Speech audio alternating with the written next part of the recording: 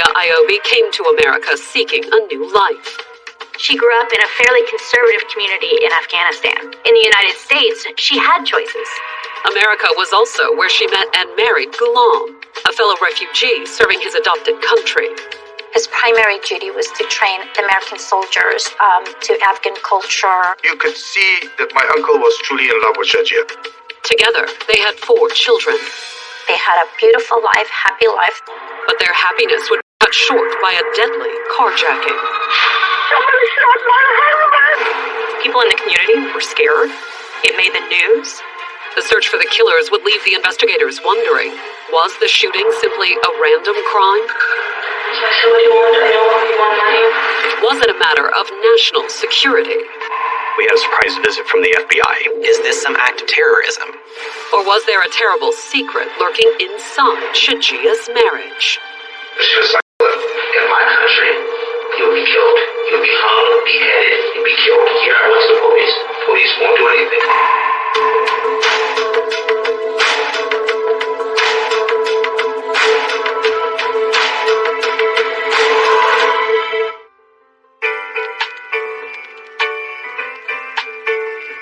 Sacramento, California, December 18th, 2011. An hour and a half northeast of San Francisco, California's capital is a quiet, comfortable city of almost 500,000. Very lovely community, green, lush, affordable. It's just all around a good all-American city. It has a nice hometown charm to it that not a lot of other cities in California have. But Sacramento's hometown charms would be shattered a little after midnight when the police received a hysterical 911 call from 45-year-old Shajia Ayobi. Somebody shot my husband!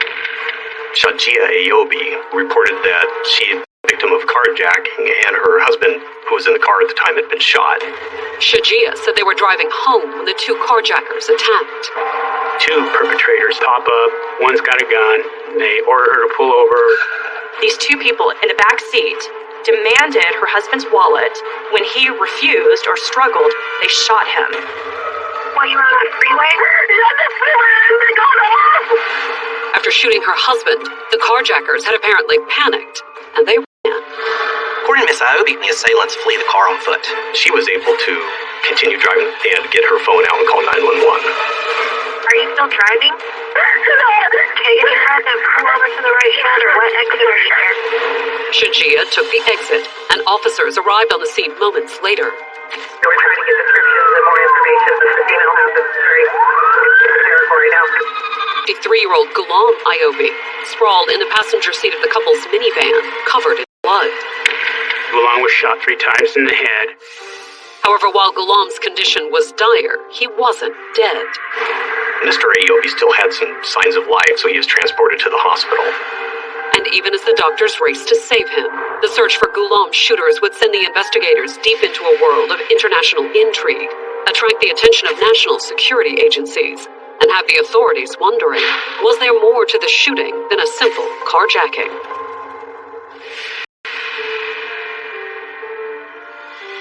Born in 1966, Shajia was just 13 years old when the Soviet Union invaded her homeland of Afghanistan. She was from a war-torn country as a young girl.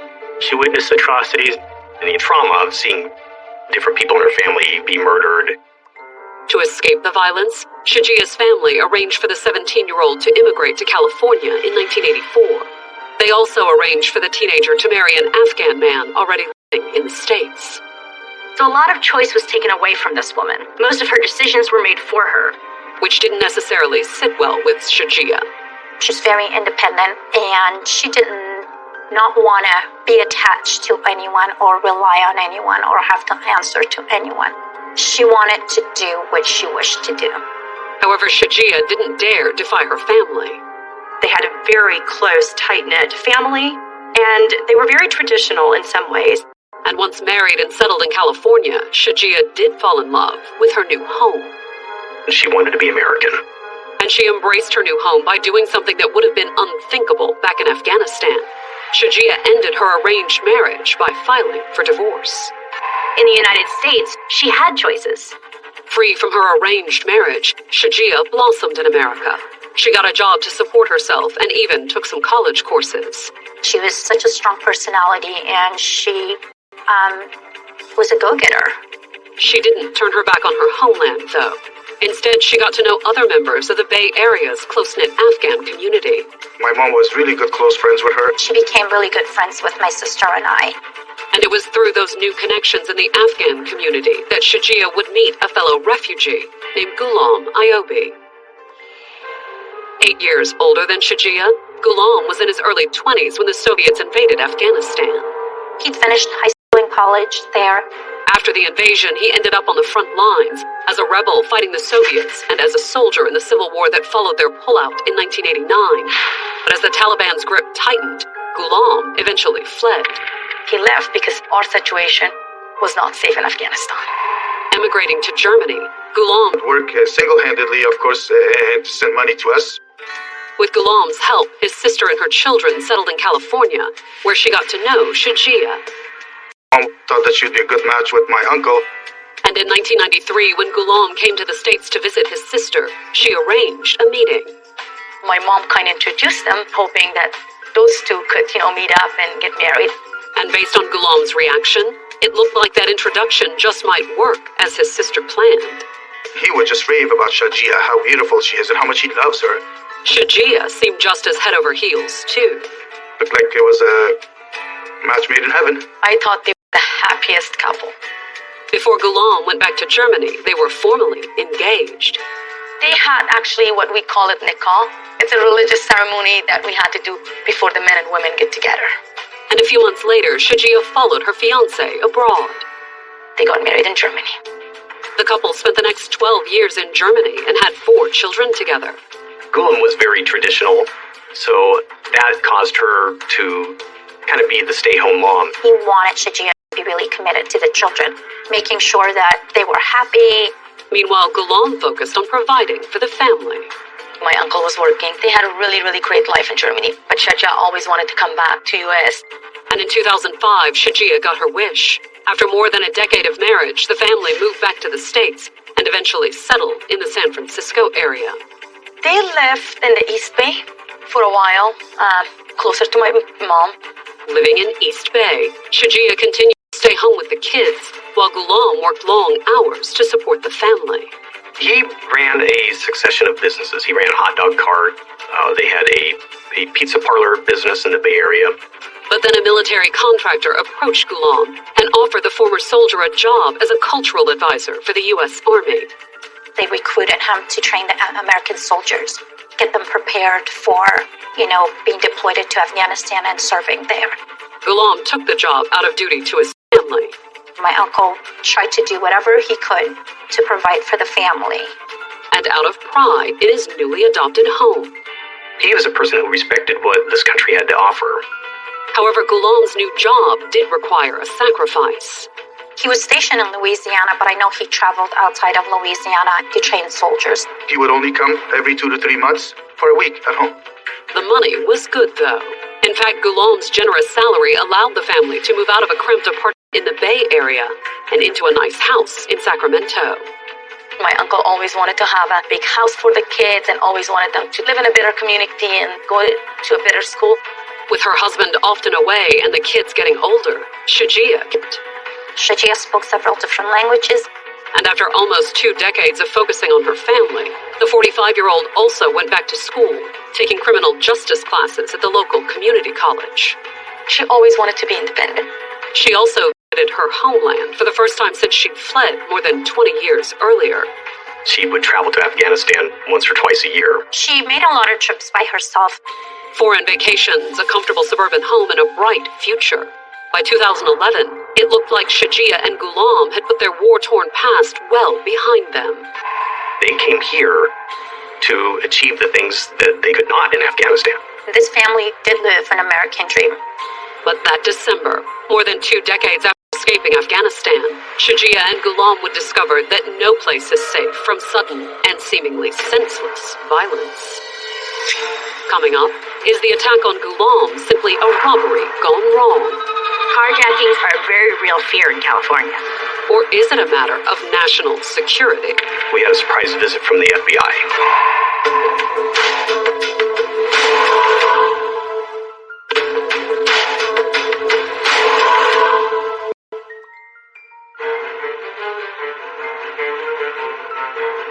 November 18, 2011, 45-year-old Shajia Iobi called 911 in Sacramento, California, and reported that she and her husband, 53-year-old Ghulam Iobi, had been the victims of a violent carjacking while driving down the freeway. They shot my husband, but I'm still inside the car. They got out. She was directed to pull off the freeway, and the patrol officers met Mrs. Iobi. Shajia was completely unharmed. Ghulam is in very critical condition. He'd been shot 3 times in the head. Paramedics weren't sure that he was going to make it. While the paramedics loaded Ghulam into an ambulance and rushed him to the nearest hospital, the investigators drove Shajia to the police station to take her statement. I hope you can finish as soon as possible. I'm in the hospital. Yeah, we're going to do our best. Shajia began the interview by explaining that her husband was an Afghan refugee who worked as a cultural specialist for the U.S. Army. The soldier for the deployed to Afghanistan, he gives him some kind of training role-play. So it's called like linguist/role-play. His primary duty was to train and familiarize the American soldiers to Afghan culture. Normally stationed in Louisiana, Shajia said that her husband had flown home on a red-eye the night before. So he'd barely been home 24 hours then. He arrived in Sacramento very early in the morning, and he hadn't seen his kids for 6 months, so he stayed up all day. And that night, they'd gone to a dinner party hosted by friends. So just the two of us, we went and the kids. Just before midnight, and Ghulam, going on more than 24 hours without sleep, had asked her to drive home. I started driving until I got close to the freeway. And I heard another voice from the back. I didn't see him at all. Or maybe they were all the way to the back and I couldn't see at all. They just came out all this and I just heard the noise of the voice first. The carjacker emerged from the back of the minivan, and he announced that he was robbing them. I tried to see if I could talk him out of it, like what he wants. So I said, what do you want? I know you want money or whatever. We can give it to you. Can you please don't do something, He said, yeah, I told my husband, give me your wallet. Shajia said that she had told Ghulam to hand over his wallet, but Ghulam had refused. He tried to grab him, I think. He tried to resist something. Your husband tried to grab the guy. And according to Shajia, that's when she heard the first shot. I think they shot him one more time.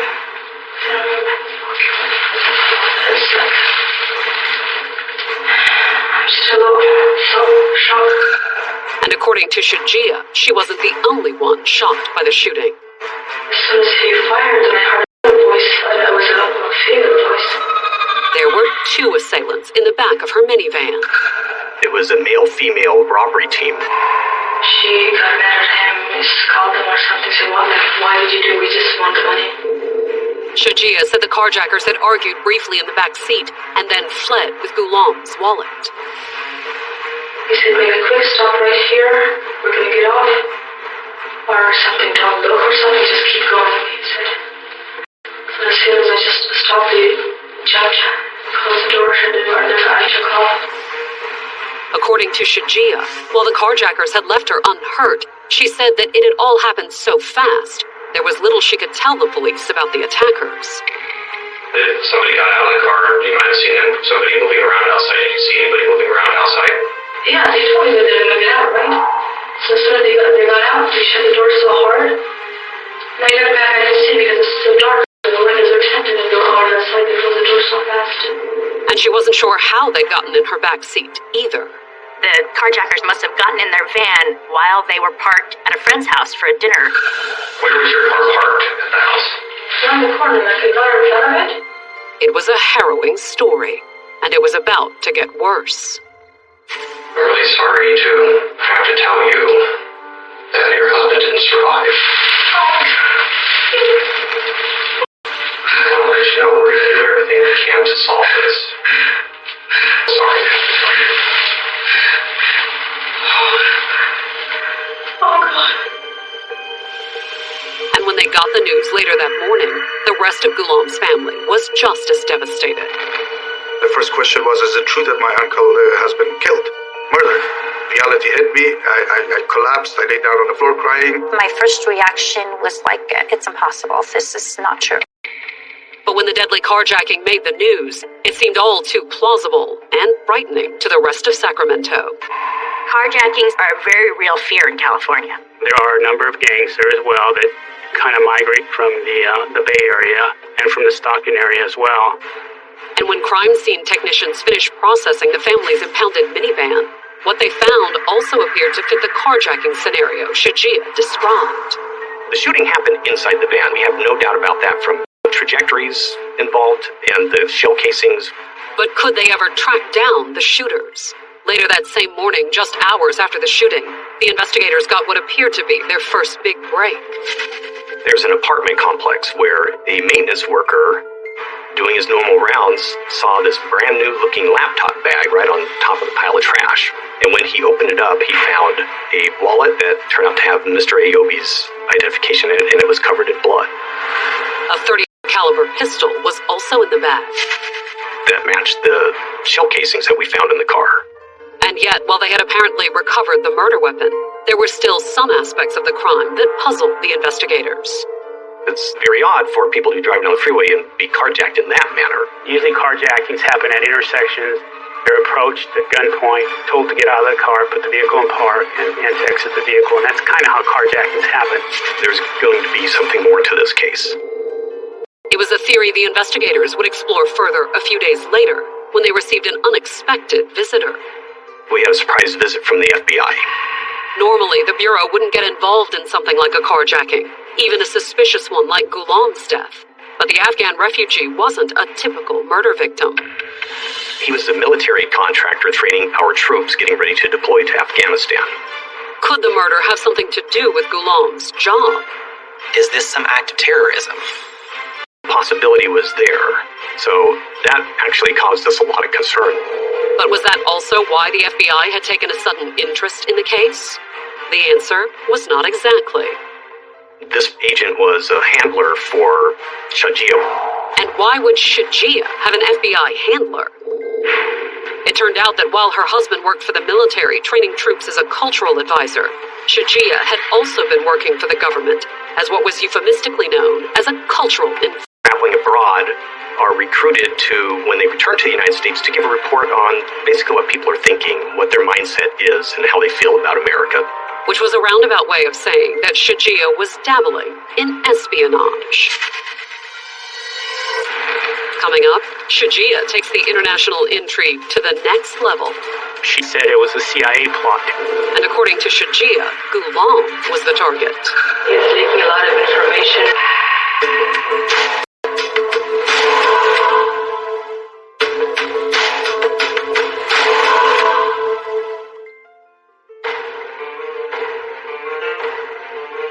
By New Year's 2012, it had been 2 weeks since Shajia Ayobi's husband Ghulam had been gunned down in what she said was a deadly carjacking.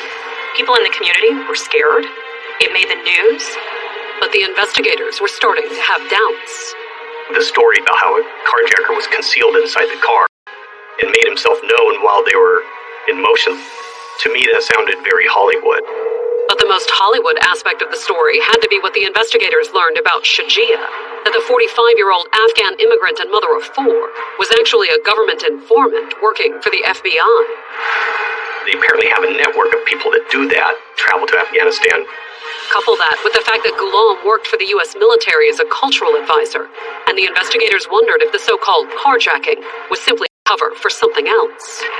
Knowing that both Mr. Ayobi and Miss Ayobi had worked for the United States government at some point, it might very well have made them a target for some terrorist type of organization.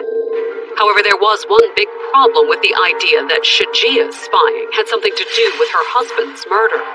Shajia was completely unharmed, even as her husband was critically wounded and later died. Something's just not right with the story. Doubtful that terrorists had anything to do with Ghulam's murder, and hoping they might have some insight into who else might want him dead, the investigators turned to his family. Questioned about Shajia and Ghulam's marriage, the family told the investigators that the couple had seemed happy. You could see that my uncle was truly in love with Shajia. She was very pleasant, very outgoing, a very fun person to be around with. But the family said that Shajia had changed after moving to Sacramento, that she joined a new mosque and turned her back on her earlier American lifestyle. She started following a lot of Islamic rules, started wearing, of course, the burqas. And if the sudden change in Shajia wasn't unsettling enough for Ghulam, the family said she'd forced the children into following her example, too. His children had simply converted and changed 100%, 360-degree individuals wearing burqas. According to the family, Shajia and Ghulam regularly fought over the issue. My uncle wanted them to be raised as an Afghan American, to know their culture, but at the same time, when we live here, we have to adapt American lifestyle. She did not want to hear what my uncle has to say about the kids or her, or their lifestyle or the way Shajia was raising the kids. Informed of the trouble in Shajia and Ghulam's marriage, the investigators brought Shajia in for more questioning on January 19th. We've been working very hard to try to solve this case. The forensic evidence that we have is very, very good, but it requires somebody to put it in perspective, and that's what I'm hoping that you'll be able to tell us. But what Shajia had to tell them wasn't at all what they expected. Instead of talking about her marriage or the alleged attackers, the former FBI informant was about to add a whole new level of intrigue to the case. Over a year ago, somebody came to my door and wanted to visit me in the morning. It was sometime in November of last year, 2010, year before. He showed me his ID badge, CIA agent, said that he's a special operation or task force or something. And according to Shajia, the CIA agent had come to talk about her husband. He'd explained to her that they'd been watching Ghulam for a while. He's leaking a lot of information to outsiders. Miss Iobi's second story was that he had become this sort of double agent. Shajia said that she had been shocked by the news. I got so scared, he said that they know a lot about him. And according to Shajia, the CIA was prepared to put a stop to Ghulam's spying, too. There I said you could just fire him, if he's not a good person for the job. He said, no, we can do that, but that's not enough. We have to get rid of him. She said it was a CIA plot to kill her husband. Although according to Shajia, the agent asked her to take Ghulam out for them. They just handed me a bag, said that, okay, save this for right now, and we will notify you next time what to do about it. I just took it, and I said, let me open it. He opened it, and inside it was a gun. Shajia said that she'd held on to the gun for several The months. door one day, and then he said that I didn't do anything. I said, I don't know what to do. I can't do. I don't know how to shoot. I don't have the guts to shoot. How am I going to do this? He said, okay, we will help you with this. And according to Shajia, that's when the CIA agent told her to hide the gun in her minivan. Put it under the seat in the back. Just leave it there, and we will do the job. It was all the investigators could do to keep a straight face. I knew that it was preposterous. I was skeptical about it the whole time. For starters, how many secrets could a mere cultural advisor pass on to the enemy? He wasn't that high ranking. I don't even know what type of clearances he had. And even if the CIA had wanted to stop Ghulam, wouldn't they have done it in secret rather than involve Shajia? It's just totally unbelievable. And the investigators let Shajia know it, too. Shania, your story does not make sense. To me, it makes sense. It doesn't make sense. At that point, she was arrested. The fact that Shajia had been charged with Ghulam's murder didn't exactly take his family by surprise.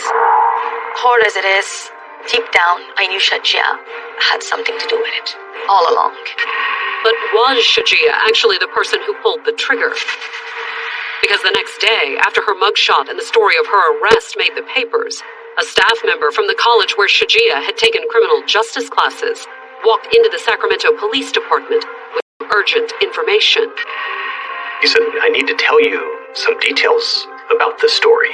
The man told the investigators Shajia had been close to one of her classmates, 19-year-old Jake Clark. Jake Clark is a very personable, very likable person. He's got a very outgoing personality. And according to the school staff member, Jake had approached him a few weeks before Ghulam's murder to ask his advice about something. Shajia was soliciting him to buy a gun. He said that at the time, he'd essentially blown Jake off. He didn't take him seriously until he saw Shajia's photo in the paper, and he thought, there's a connection here. Did Jake have inside information about Ghulam's murder? After receiving the tip, the investigators brought the young man in for questioning. He was very cooperative, acted like he wanted to help. And he told the investigators that part of the way through the fall semester, Shajia had pulled him aside and made a shocking request. She was like, look, I have this problem. My friend's husband has been abusing her daughter, and has been abusing and raping the daughter and abusing the wife. And my police won't do anything. I want him taken care of. According to Jake, she'd been willing to pay. She was like, Jake, I really need you to do this. I will pay you. For $10,000, I will pay you. Jake said he'd refuse Shajia's offer. That doesn't settle well with me. But when the investigators checked Shajia's bank records, they told a very different story. We found two $5,000 transactions, one month before the murder and one a couple of days before the murder.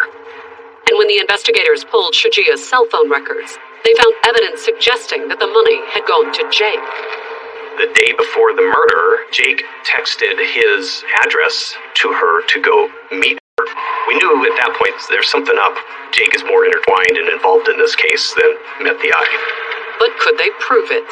The key turned out to be the messenger bag that the police had found dumped in the trash at an apartment complex near the murder scene.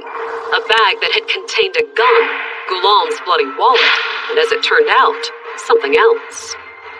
That bag also contained the DNA of Jake Clark. Armed with new evidence, the investigators took Jake into custody.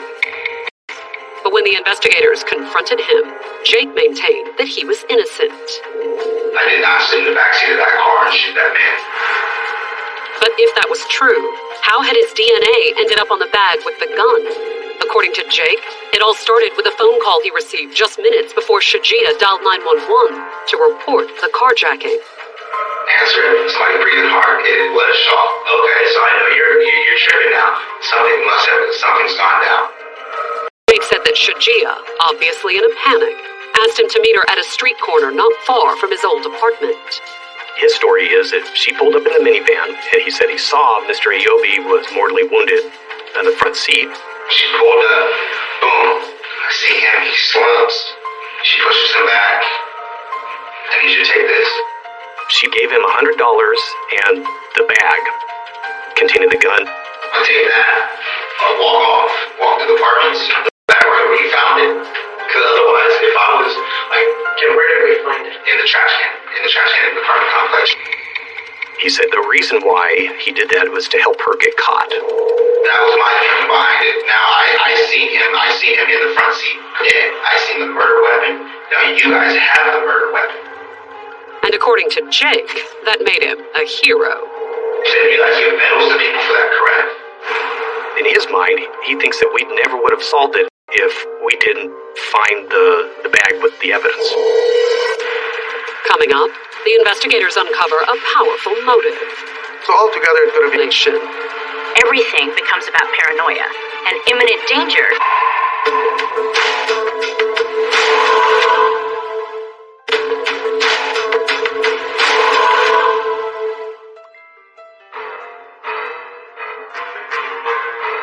On April 15, 2013, Shajia Ayobi went on trial for murder in Sacramento, California.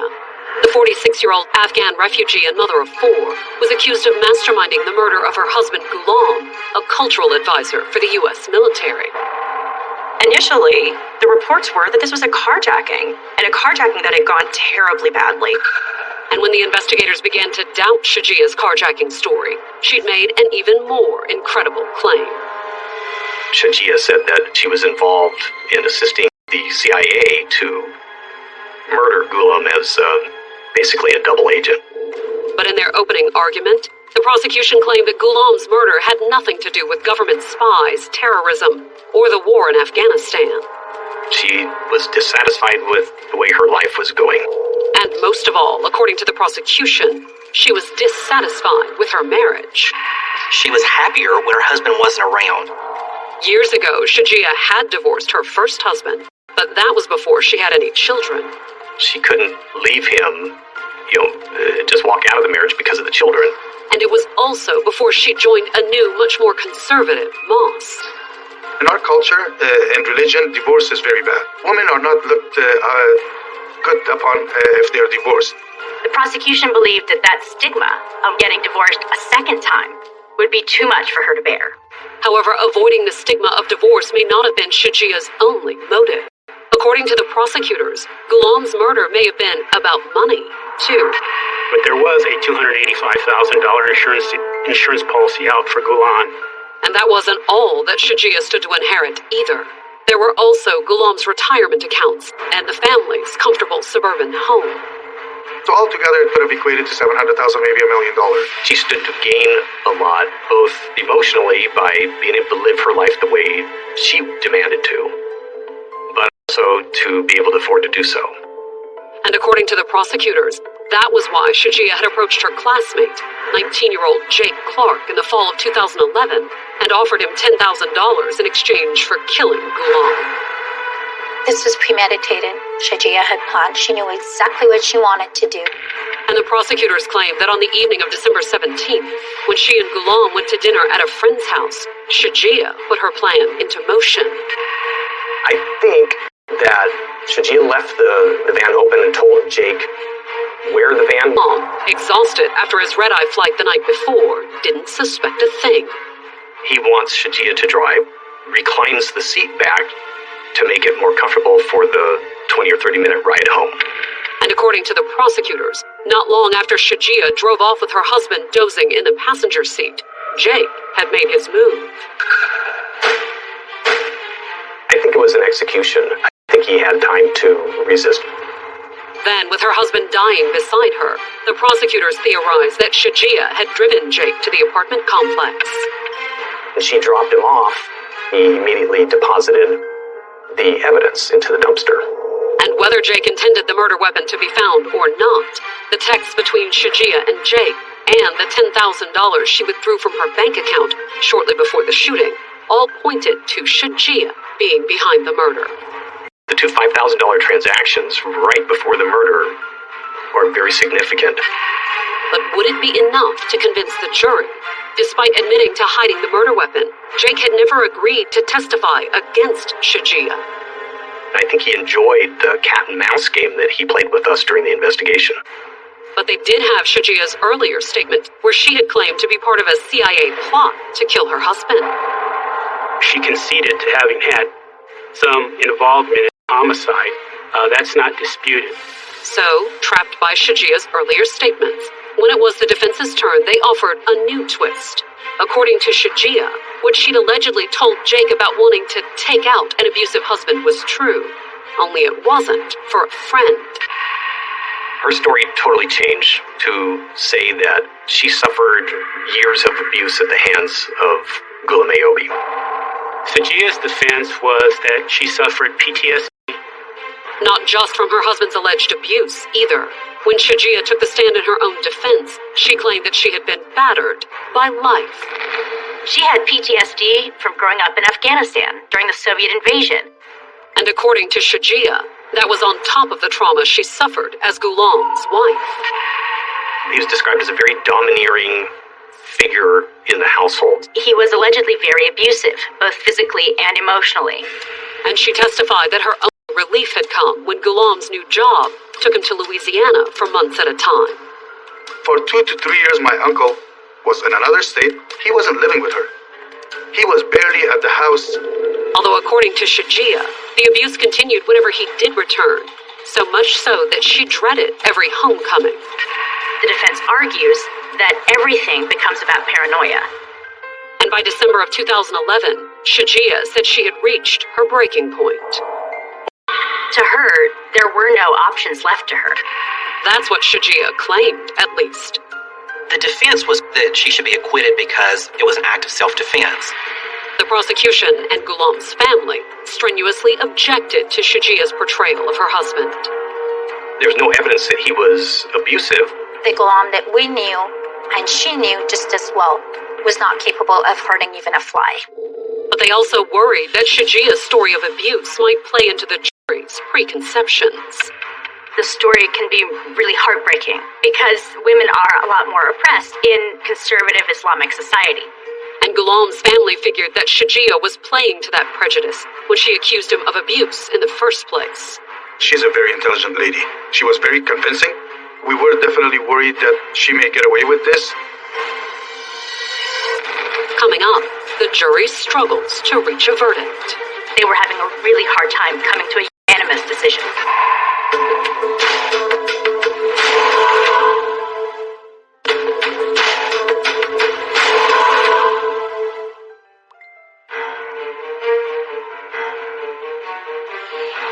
On April 25th, 2013, the jury retired to consider a verdict in Shajia Ayobi's murder trial.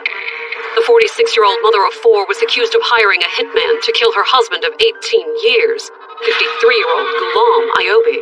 The prosecution and the defense agreed that Miss Ayobi had orchestrated the death of her husband. They disagreed on the reason that she had done so. At trial, the prosecution argued that Shajia sought to both end her marriage and collect more than $250,000 in life insurance. She stood to inherit $285,000 from that policy if her husband died. But according to the defense, Shajia had orchestrated the murder to end years of abuse at her husband's hands. She's not a cold-blooded killer. There are circumstances that mitigate what she did that day. Miss Ayobi asserted that she was suffering from post-traumatic stress disorder and the death of Ghulam was an act of self-defense. But would the jury agree? On April 30th, 5 days after deliberations began, the jurors sent word to the judge. They were having a really hard time. They couldn't come to a unanimous decision. Was a mistrial in the making? The judge instructs the jury to go back to deliberation and think about it some more. Or would Shajia's claims of abuse win the jury's sympathy?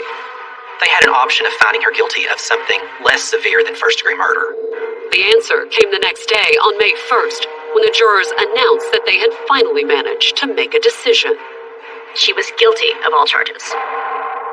The verdict was a vindication for Ghulam's family and his character. It's not what Ghulam was portrayed by Shajia.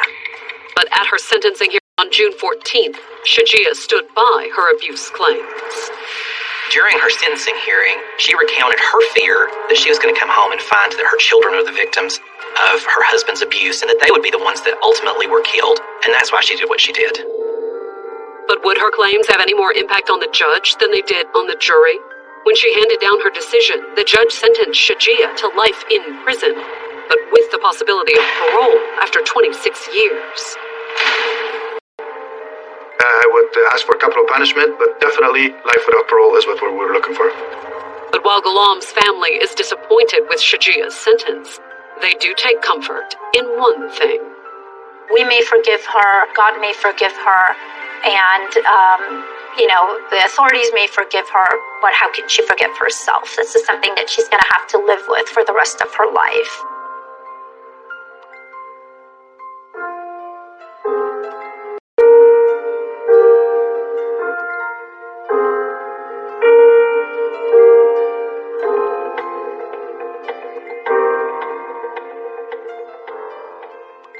Was just a teenager when she met Brian Swartz. She thought he was everything. The young couple built a life together and had 3 children. They were very happy, very loving. She kind of felt like her life had become complete.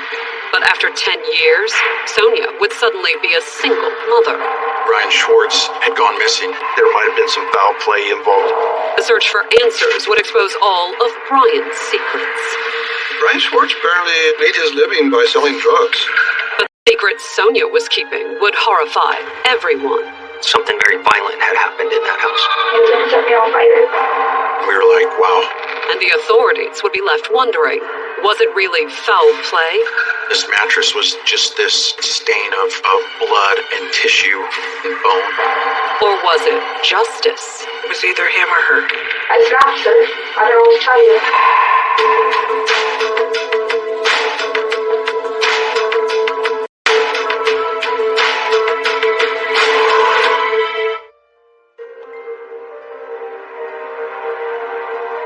Pueblo, Colorado, September 4th, 2009. It was Labor Day weekend in this blue-collar town of 100,000, an hour and a half south of Denver. Pueblo's an industrial city, unlike many Colorado cities, because we have a steel mill here. But there are also plenty of wide-open spaces just outside of town. And one resident, a retired wildlife officer, was dove hunting up on the prairie west of Pueblo when he spotted something curious. Animals were digging around in the area, which interested him to find out what they're digging up. He went and began digging a little further and found what he believed to be human remains. Investigators with the Pueblo County Sheriff's Office were soon on the scene.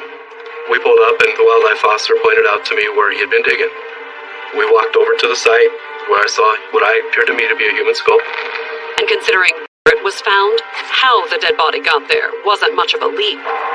It would not be common in any way for a person to be buried in an extremely small, very shallow grave under 2 feet. So you have to suspect that there's potential for foul play. But before they could figure out just who put the body there, the authorities would have to identify it, which led the investigators at the scene to make a couple of calls. One was to a forensic anthropologist. A forensic anthropologist uses clues from the skeleton to, first of all, identify somebody or help identify somebody. The other was to the Pueblo police. I contacted the Pueblo Police Department investigation sergeant and asked him if he had any missing persons cases they were working.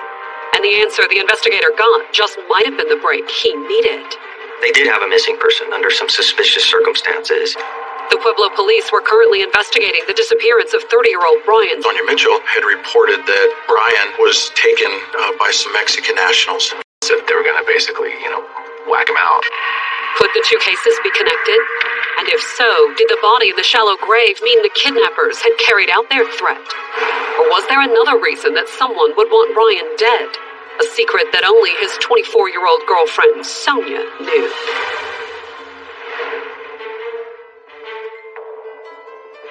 Born in 1985, Sonia Mitchell started life in El Paso, Texas, the middle of 3 sisters. Me and Sonia are 3 years apart. Me and Priscilla are 5 years apart. It wasn't a happy childhood. Their father was on drugs. I don't know, I kind of gave up there for a while. It was scary, it was depressing, it was frustrating, seeing the abuse. I didn't know what really was going on or what was happening next.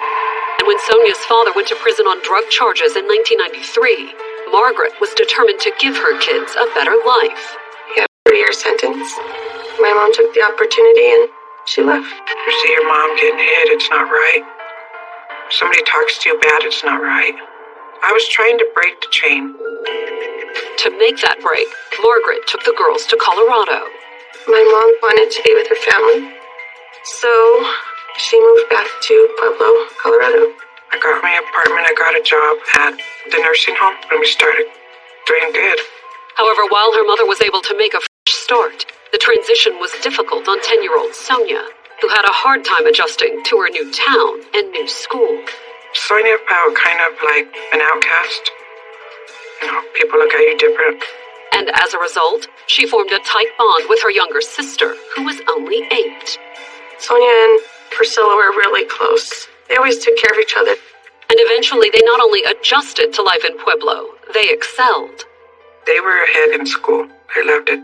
Sonia and her sister also did well after school. I put them in gymnastics, ballet. But raised by a single mother, they had to help out at home. I taught the girls to do their own laundry, because I was working 2 jobs. And that was how in 1999, 14-year-old Sonia first met Brian Swartz. 6 years older than Sonia, Brian's family had been in Pueblo for generations. It's kind of a generation town where your great-great-grandparents grew up here and now you grew up here, and we were always going on family reunions, and there was probably between 150 to 200 of us. In his immediate family, Brian was one of 3 brothers. Brian and his brother are mechanics. And in 1999, after graduating high school, the aspiring mechanic got his own apartment, which is where he met Sonia. She was doing the laundry and she met Brian in the laundry room. She apparently made quite an impression, too. Brian came over with candy and flowers at the door and he wanted to see Sonia. But could he win over her mother? He's begging me to date my daughter. I told him you're too old. What business does a 21-year-old want with my 14-year-old sister? I told him to stay away from her. But despite being forbidden to see him by her mother, Sonia and Brian's relationship blossomed. I had to work. So after school she was meeting him. That I didn't know. She thought he was everything. He's older and has a car, and she was easily impressed with all that. And by the time she was 15, Sonia was pregnant. Of course, she said she was in love and she wanted to have his child. It appeared that Brian was just as ecstatic, too. They were very happy. Very, very just excited and very loving. And despite her family's objections, Sonia moved in with Brian. As long as she was with Brian, nothing could faze her. Sonia gave birth to a daughter in 2000 and dropped out of school to take care of her little girl. Sonia let go of everything, and the baby and Brian were her priority. And in 2002, at the age of 17, Sonia gave birth to a second daughter. Brian was a proud father of 2 little girls, and Sonia was a mother raising her 2 children. And despite her initial objections, Sonia's mother warmed to Brian, and after the birth of her grandchildren, gradually accepted him as part of the family. They were very happy, I'd say, for the first 2 years. Just normal, Being a couple, taking care of the babies. It was great. They may have been happy, but the young couple did have some issues to overcome. Despite having 2 children to take care of, Brian seldom held down a regular job. The only job I knew of Brian having was at Walmart, and he briefly worked for the newspaper. He did earn some money as a shade tree mechanic. My grandma had a couple cars fixed by Brian and his dad. And at one point, Sonia had to take a part-time job to make ends meet. Worked at Domino's Pizza. I told her, come on out and be my pizza maker. Although since she dropped out of high school, Sonia had a hard time advancing beyond minimum wage. She tried several times to get her GED. But with 2 kids to raise, she struggled to make all the required classes. She'd get those 2 steps ahead and then she'd be knocked back 3. And at the age of 20, after getting pregnant with their 3rd child, happy about being pregnant, Sonia had the baby, a little boy, in 2005. Brian was over the moon. Brian was ecstatic to have his son to carry on the last name Swartz. According to Brian's cousin, Sonia seemed content, too. She kind of felt like her life had become complete. She had her 2 little girls, and Brian had his little boy, and life was gonna be this happy-go-lucky life from there forward. And by the time they'd been together nearly 10 years, Sonia and Brian had built a family and seemed to be planning their future.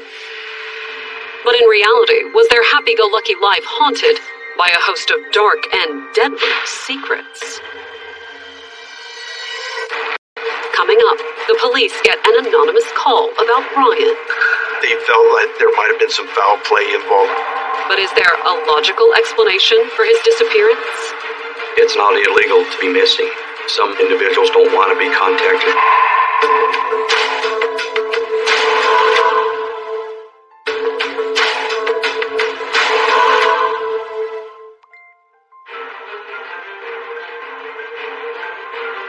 On August 11th, 2009, the police in Pueblo, Colorado received a curious call concerning Sonia Mitchell's boyfriend. We got information that a gentleman by the name of Brian Schwartz had gone missing. Somebody is reporting they hadn't seen Brian Schwartz for a couple, 2 or 3 weeks. Exactly who reported the 30-year-old mechanic missing remained a mystery. Crime Stoppers, everybody that calls in has remained anonymous. But the caller did say they suspected Brian hadn't just disappeared. They felt like there might have been some foul play involved. And when the investigators did a quick check, running Brian's name through their database, it looked as if the caller might have had a point. He had an extensive history with the Pueblo Police Department. When I was looking into his lifestyle, he had some drug charges. Brian's rap sheet included charges for possession of marijuana and cocaine, a few distribution arrests, and a few assault charges, though he'd never spent more than a day or two in jail. However, the fact that Brian had a record immediately had the investigators wondering, could the Crime Stoppers caller be right? Was Brian's sudden disappearance the result of foul play? Because of his lifestyle, there's high likelihood of something bad that could have happened. Especially since he had a history of selling drugs. Certainly being in the narcotics business like Brian was, that's a very unpredictable lifestyle. Or could it mean there was another explanation for his disappearance? Maybe Brian was simply laying low for some reason. There's always the possibility that Brian doesn't want to be found. It's not illegal to be missing. Some individuals don't want to. When the investigators ran Brian's vehicle registration, they got the first clue about his possible whereabouts, or at least the whereabouts of his van. The van was found abandoned on I-25 south of Raton, New Mexico. Was the abandoned van more evidence of foul play? The authorities in New Mexico didn't think so. When I spoke with the New Mexico State Police, they said it apparently broke a fan belt and probably overheated, so it was left on the side of the road. Brian's abandoned van appeared to be a dead end. Running the registration did give them his address, though. But when the investigators went to check it out, it wasn't Brian or Sonia Mitchell, Brian's 24-year-old girlfriend and the mother of his 3 children, who met them at the door. When I first arrived at the house, I knocked on the door and there was a male by the name of Eloy Varos, who answered the door. He was a friend of the family, according to what he told the investigator. He had a girlfriend, common law wife, and they had kids. And their kids, and Sonia and Brian's kids, they would all play together.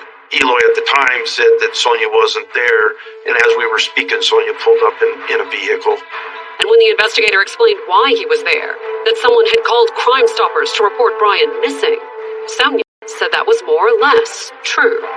She says that they had gotten into an argument a couple weeks prior to that, and he loaded up a bunch of his stuff in his van and left. According to Sonia, she hadn't heard from Brian since, and she said that was just fine with her. And his drug dealing wasn't the only reason she was glad he was gone. She tells me that they did not have a good relationship. There was a lot of domestic violence. She spelled out some pretty horrific treatment from Brian. At one point she told us that he had started choking her out and was telling her that he was going to kill her. Then he stopped choking her right when she was about ready to pass out. She said that he looked at her and told her he didn't want to kill her by choking her because when people die like that, they defecate on themselves and they vomit, and he didn't want to have to clean up all her mess. But if Brian had done such terrible things, could that mean Sonia had something to do with his disappearance? She reassured me that she still loved him and she would never hurt him. For the moment, at least until they could verify her claims, the investigators didn't see any reason not to believe her. I didn't feel like Sonia was overly nervous or anxious by any means. That's why I took what she told me as being truthful. And when the investigators spoke to Brian's father, he didn't seem all that worried about his son being missing either. According to the father, he would go missing for weeks at a time. In fact, according to his father, Sonia wasn't the only one who'd parted with Brian. They had gotten into an argument, a fairly heated argument, about a vehicle that they co-owned together, and I guess Brian had gotten upset and mad and left and hasn't spoke with them since. Alongside what Sonia had already told them, his father's story had the investigators wondering whether Brian was missing at all. With those two stories, it sounds like that Brian's just not getting along with a lot of people in his life, and maybe he did choose to put some distance between himself and the people that he seemed to be having rocky relationships with. And both stories seemed to fit what the investigators already knew about Brian. He had a history. There was some drug dealing history. He was a violent person. His volatile past and previous run-ins with the law might have tempted the authorities to simply stop looking into Brian's disappearance. It's not something that you're going to call out the troops and start searching a grid search somewhere for him. But there was still that nagging possibility of foul play. It heightened our awareness a little bit more about the case. Therefore, the investigators made one final attempt to track down Brian's whereabouts via his cell phone records. Selling illegal drugs, they rely heavily on their phones for their business. Brian was still using his phone. It offered the police a chance to find him. Cell phone data, not necessarily get an exact location, but you could find a particular cell tower was essentially sort of transmitting data to a particular phone, and based on that tower, you could kind of estimate the location of a particular call. When the investigators pulled Brian's phone records, it revealed what they expected. The small-time drug dealer all but lived on his phone. The biggest thing that really stood out to me, there was hundreds and hundreds of hours of use. Right up to July 27th, approximately 2 weeks before the Crime Stoppers call that kicked off the missing persons case. From that day on, all that activity stops. That's a huge red flag. One that sent a loud and clear signal to the investigators. At that point, we suspected it was a homicide case. Coming up, Sonia changes her story. He's in trouble and he needs some money. And the investigators make a gruesome discovery. Decomposition is consistent with somebody who hasn't been seen for a month.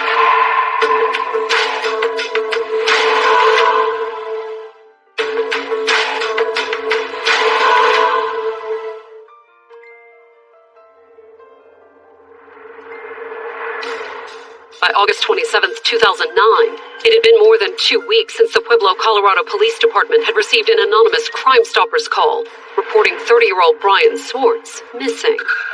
Brian's girlfriend, 24-year-old Sonia Mitchell, said she hadn't seen him either, not since he'd stormed out during an argument. It appears that him and Sonia had a very raucous relationship because there was many reports of domestic violence type calls. The rocky relationship could have given Brian a reason to simply leave, but the investigators were starting to wonder if there might be another explanation for why he had apparently abandoned his van and stopped using his phone. We began to think, well, maybe foul play was involved. But if so, was Brian's criminal activity to blame? Brian Swartz apparently made his living by selling drugs. He was selling anything from marijuana to cocaine and using the products himself. Or could his alleged abuse of Sonia have something to do with it? Anytime you hear that kind of activity, there could be some motivation for maybe some retaliation. That's one of the first things that comes to your mind is, all right, there's some sort of abused spouse or woman syndrome. Not that Sonia had given any indication she might have had anything to do with Brian's disappearance when police questioned her at her house. And when she dropped by the police department on August 27th, she seemed genuinely concerned about him. She started off by asking me if I had heard from Brian, and I told her I hadn't. And that's when Sonia dropped a bombshell. She said, well, look, I hadn't been 100% honest with you. According to Sonia, she told them earlier about Brian leaving after an argument wasn't true, because she'd been reluctant to tell the police what Brian had really been up to. She then goes into telling me how Brian makes runs to Mexico, picking up drugs, bringing them back to Pueblo and selling them. And on his latest trip, according to Sonia, Brian had gotten into a serious jam. She receives a call from him saying that he's in trouble and he needs some money. There was a big narcotics transaction taking place, and he'd messed that deal up, so he was into these guys for some money. Sonia said that she tried to round up some cash, but couldn't. And a few days later, Brian had come home, escorted by 4 henchmen of the drug dealer he owed money. Sonia told us that 4 Mexican nationals showed up at their house, that Brian loaded some of his personal property in his van. A gun safe that contained several firearms, a large screen TV, some tools, some kind of a refrigerator that she called it a kegerator. And then, once all the loot had been loaded up, Brian and the drug dealer's henchmen had driven off. She said that was the last time she'd seen him. It was a frightening story, but was it true? His drug dealing background lent a little credence to her story. And so did the fact that his van had been found ditched along the road between and down there. But when the investigators, hoping to get some clues about the drug dealer's henchmen, went back and spoke to Brian and Sonia's neighbors, one neighbor had seen something quite similar to what Sonia described. she had seen, I believe, a black Ford Bronco a number of days prior, pulling up with a number of people loading what appeared to be personal items, to include TV and a large gun safe, into this Ford Bronco and then drive off. However, according to the neighbor, Brian was nowhere to be seen. The neighbor says, well, I saw Sonia and some other people loading these items. And that wasn't all the neighbor had seen either. It turned out that Sonia hadn't been lying when she said Brian had disappeared after a fight. One of the last times that they had seen Brian, they witnessed Brian and Sonia in a argument, screaming match out in the street, and then it turned physical. Brian was dragging Sonia back to the house by her hair. That kind of piqued everybody's interest. Maybe, she had done something, self-defense or something had happened. But it was a few days later, on September 2nd, when the investigators tried to get back in touch with Sonia, that things really got interesting. She had moved out of the house. She had apparently left in a hurry, too. The cupboards were open. There were, canned goods on the counter. There was clothes thrown about. It's like they were gone, in the middle of the night, and just out the door they went. The fact that Sonia appeared to be on the run gave new urgency to the investigation into Brian's disappearance. But then, on September 5th, a call to the Pueblo County Sheriff's Office would move the investigation into a disturbing new direction. The call came from a retired wildlife officer who'd been out hunting that morning and stumbled onto a gruesome discovery. They found possibly human remains buried in rural western Pueblo County. The remains were badly decomposed, but sheriff's investigators were able to tentatively identify the gender of the deceased. We were able to determine he was potentially a male. And hoping for a lead on the dead man's identity, the sheriff's investigators started reaching out to area law enforcement. You immediately began looking at missing persons, which eventually led them to the investigator looking into Brian Swartz's disappearance. Lieutenant Don Leach contacted me and told me about some remains that were found in a rural area west of Pueblo. But was it Brian? Hoping for confirmation, the sheriff's investigators brought in a forensic anthropologist to examine the remains. The decomposition pattern is consistent with somebody who hasn't been seen for a month. And whoever the dead man was, it appeared that he had been murdered. There's some peculiar 3 impacts that I could identify. There were 2 on the front of the face, and there was 1 just behind the ear. And when it came to identifying the corpse, the investigators got lucky. On his hand, there was enough skin that they could get a fingerprint, and they were able to identify the remains as Brian. 5 weeks after he disappeared, the search for Brian had become a homicide investigation. So obviously Sonia is a potential suspect. But where was she? Word on the street was that to find her, the police should track down 29-year-old Eloy Varos, a so-called family friend. He'd answered Sonia's door back in August when the police first went looking for Brian. We've been told they're spending a lot of time together, even to the point that they're living together. And that left the investigators wondering, was it a new relationship, or did it have something to do with Brian's death? When we dug into Brian Swartz's life, we could tell he was a very jealous person, very violent person, not somebody that would put up with another man possibly being with the mother of his children. Whatever had happened, the investigators were anxious to talk to Eloy, and they would get their chance on September 14th. He walks into the police department, wanted to talk about the case. Obviously, the word got out to Eloy that the police were looking for him. Once Eloy sat down with the investigators, he claimed that he had nothing to hide, opening up about how he knew Brian Swartz. Eloy even went as far as to tell us that he would help Brian with his narcotics business. Brian would bring the load of marijuana to Pueblo, and Eloy Varos helped him sell the marijuana. However, Eloy also admitted that he'd gotten more than a little extra cash out of the deal. Him and Sonia were having sexual relations when Brian was making these narcotics trips to Texas. He was living with Sonia while Brian was gone, and then as soon as Brian would show back up, Eloy's out of the picture. They just had a love triangle, and he ended up falling for Sonia a little bit more than anybody just messing around with somebody, just a one-time thing, you know what I mean? So he ended up with Sonia.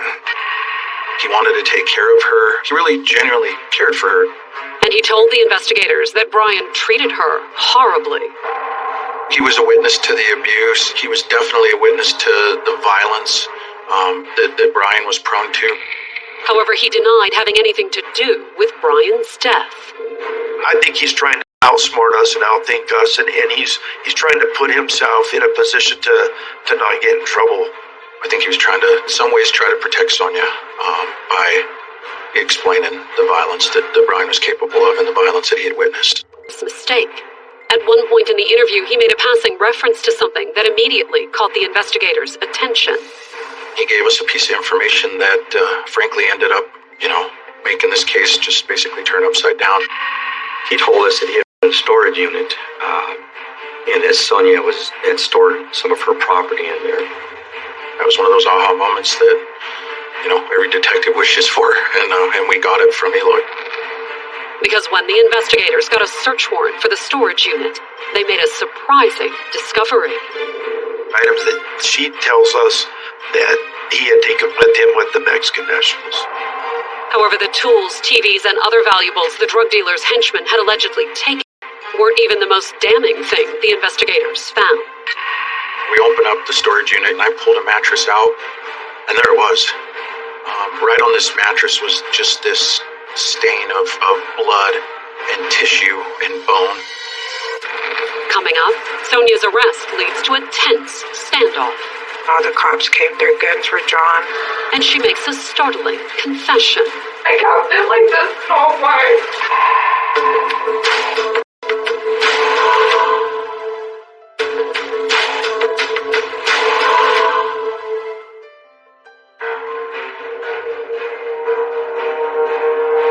On September 14th, 2009, 9 days after finding Sonia Mitchell's boyfriend Brian Swartz buried in a shallow grave outside of town, the Pueblo, Colorado police made a major breakthrough in the case, one that came courtesy of Sonia's lover, Eloy Varos. It's kind of this weird love triangle going on there. During an interview with the police, Eloy had accidentally mentioned that he'd rented a storage unit for Sonia. It wasn't his intention. I think he slipped up. And to be honest, I don't even know that he understood until it was all said and done what exactly he had told us. We went into the storage shed and searched it, and they found a mattress that appeared to have a large blood stain on it. As soon as we saw that, we were like, wow. And the day after finding the mattress, the investigators went to Brian and Sonia's house with another search warrant and a chemical called luminol. The luminol is used to detect blood that's not necessarily visible to the naked eye. It will even reveal where blood has been cleaned up. And when the investigators sprayed the chemical in Sonia and Brian's bedroom, the results were astonishing. We also found what's called cast-off blood on the ceiling. Something very violent had happened in that house. The bloody ceiling, coupled with the bloody mattress from the storage unit, led the investigators to an inescapable conclusion. Obviously, that was the murder scene. And from there, the investigators moved quickly to take Sonia and Eloy, who'd rented the storage unit, into custody. It had been almost 2 weeks since Sonia and Eloy had moved out of her house and gone into hiding. When they left that house, they left in a hurry. So it was a welcome surprise when shortly after the judge signed her arrest warrant, Sonia and her mother showed up at the storage unit, totally unaware that the police had just searched it. Obviously, they were there to remove the stuff that was in the storage unit. While we were getting into the garage, that's when all the cops came, the detectives. Their guns were drawn. I was in shock. I didn't know what was going on. They put Sonia in the car. She was just staring at me and praying. And she told the detectives, take the handcuffs off my mom.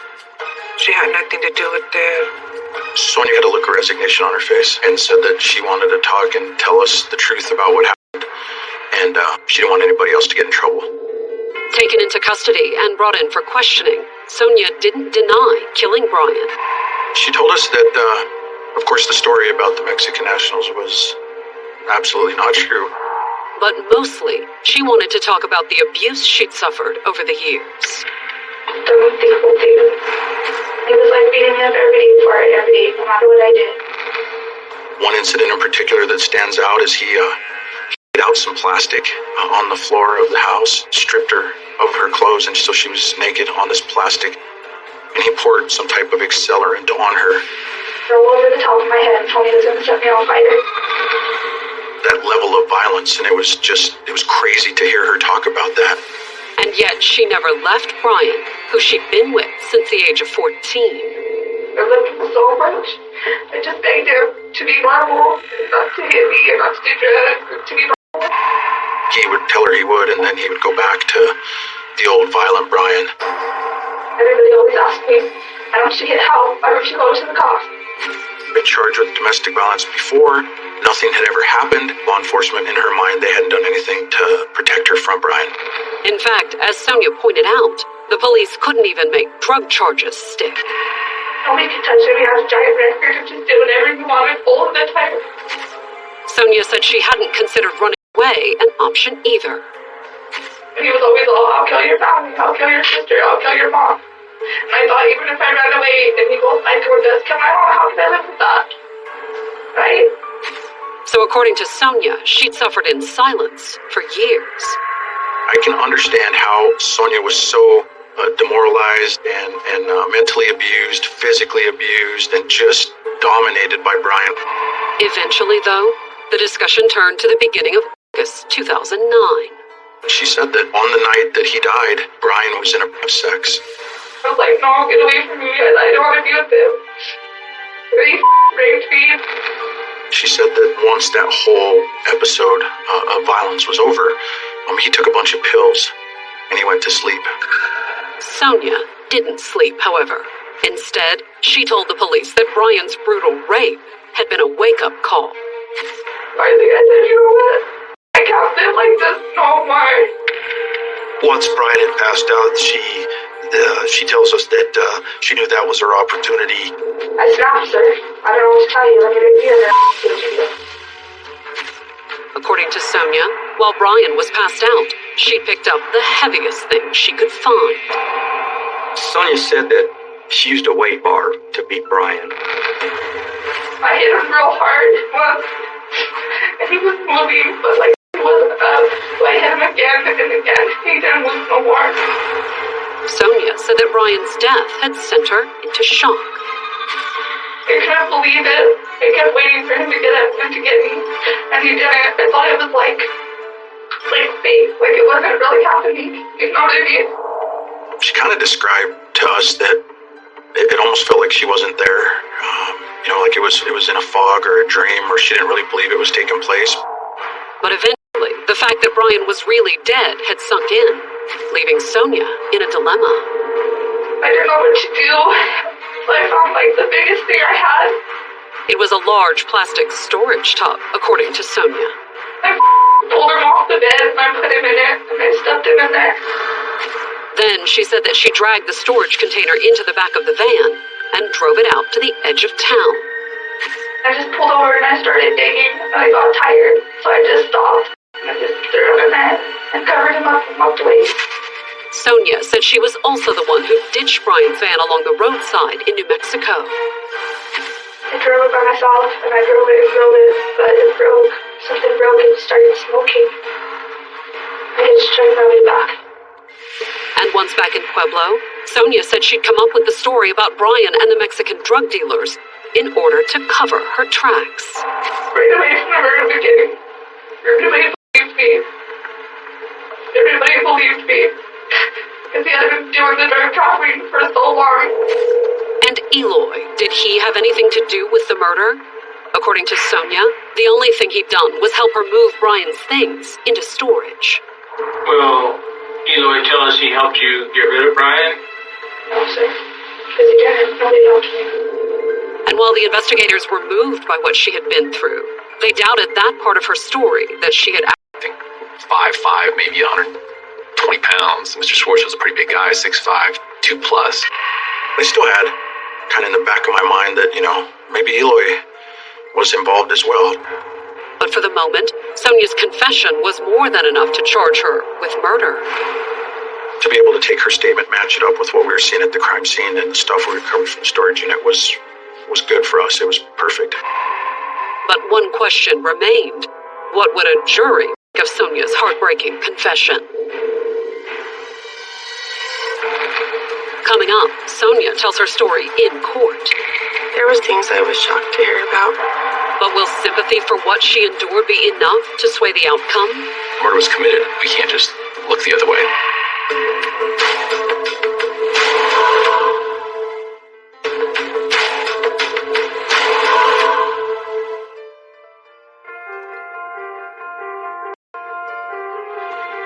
By August 5th, 2011, it had been almost 2 years since Sonia Mitchell admitted to killing her boyfriend, Brian Swartz. She had been physically assaulted and then sexually assaulted by Mr. Swartz, and as he was sleeping, essentially just bludgeoned him to death. However, contrary to her confession, Sonia hadn't acted entirely alone.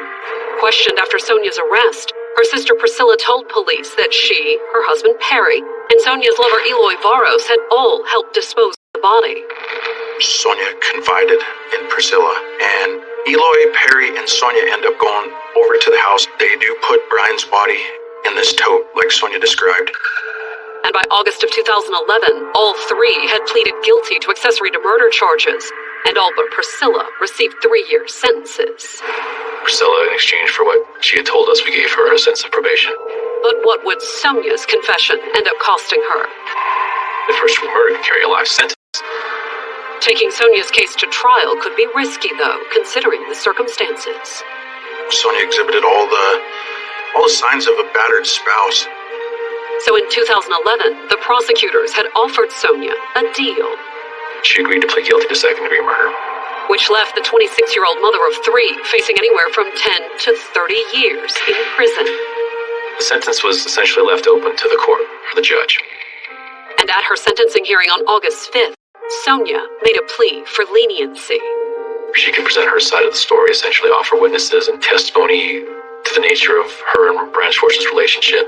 There was a few things I had heard, and a few things I was shocked to hear about. Some of the incidents of abuse that Sonia described were sickening. The most heartbreaking one. As he was asking her questions, he would keep this knife point against her back. And she had the scars to prove it. I never knew until she stood up in court and showed up. It's obvious she's a long-time victim of abuse. Which in the end did stay the judge's hand, at least somewhat. The court imposed a sentence of 20 years for the charge of second-degree murder. 20 years was a bitter disappointment for Sonia's family. It was either him or her. That's how she felt. She felt like he was really going to kill her. Like she had nowhere to go. Sonia had been through a lot.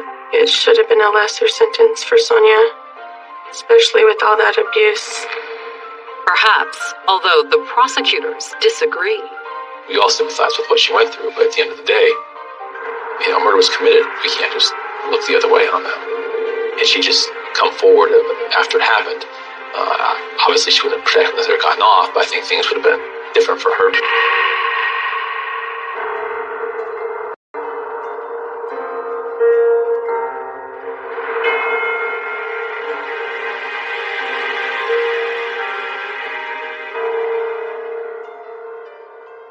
Had a devout religious upbringing. She was a good girl, just always singing and, in church. And her husband, Bill, was just as good-natured. Kimberly and Bill were people who would take in others who needed help. People like Ashley Cook and Justin Young. She was calling Kim Mom and calling my brother Dad. Bill took him into his home. He took him on as another child. One night, Kimberly and Bill's welcoming refuge turned into a crime scene. They shot your husband. Who has shot your husband? The 2 intruders just opened the door to the bedroom and began shooting. Was it a home invasion? I know a lot of people was alarmed by that and scared by that.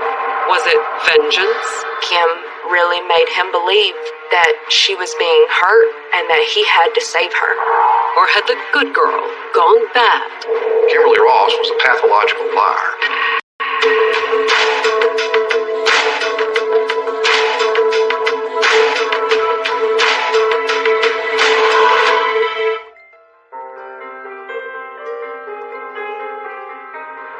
Shelbyville, Tennessee, February 14th, 2007. It was a little after 2 a.m. in this quiet country town an hour south of Nashville. Shelbyville is small. It's a rural southern town. Everybody kind of knows everybody, and everybody knows kind of everybody's business. And everybody in Shelbyville was about to be shot. It's County 911. She was hysterical. The 911 operator had extreme difficulty understanding her. The caller was 37-year-old Kimberly Ross. Ma'am, you need to calm down so I can understand you. But when she finally managed to make herself understood, it instantly became clear why Kimberly was so hysterical. Shot my husband! Say what? Shot my husband! Who has shot your husband? I don't know who they were. Did they come in your house and do this? Yes, sir. She's been a victim of a home invasion. Her husband's been shot and is clinging to life. Is your husband breathing? You can tell that Mr. Ross is still alive because she's actually yelling at him to lay still, to be still. Please, lay down. Lay down. Lay down. Please. Put no bed. Lay down. But his condition was dire. A lot of blood. Oh my God, a lot of blood. Deputies from the Bedford County Sheriff's Office rushed to the scene. So I was pretty close by, about 2:15 when the call came out. And when they arrived, they found 19-year-old Justin Young lying near the front door, his hands and feet bound with baling twine. Son, he was yelling for help. Kimberly was further inside the house, her hands and feet bound with an electrical cord. She was tied around her hands with her hands in front, and the same cable ran down to her feet, and it was wrapped around her feet. She had managed to get to a cell phone, to make the call. And Kimberly's husband, 40-year-old Bill Ross, was in the bedroom. Despite the horrific nature of his wound, he was still alive. He was breathing, and I could hear him making noise. With Bill clinging to life, the EMTs loaded him into the back of the ambulance, while sheriff's deputies started going over the crime scene, looking for anything that might help identify the two home invaders. We were looking for any evidence, a weapon that may have been used, a firearm, anything that would connect the dots that way. But for the moment, all they knew was that they had a very unusual crime on their hands. We had a victim with multiple gunshot wounds. We had two subjects that lived there that were tied up. And the investigation would soon focus on what was happening inside the home of Bill and Kimberly Ross. It's a situation where you want to know what's the rest of the story.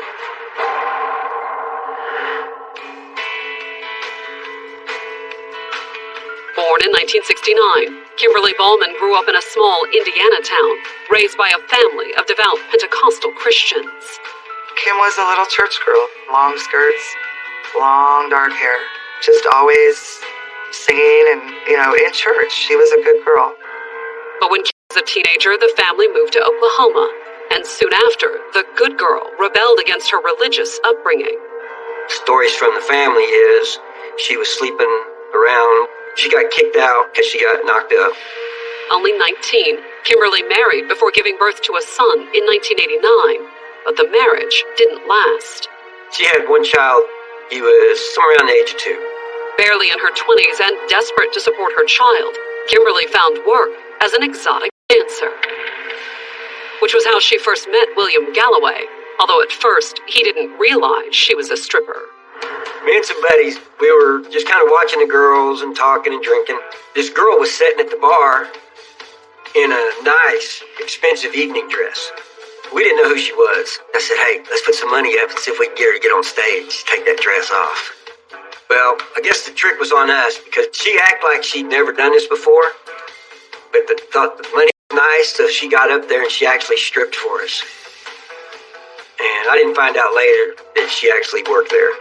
Discovering that he'd been played didn't do anything to deter William, though.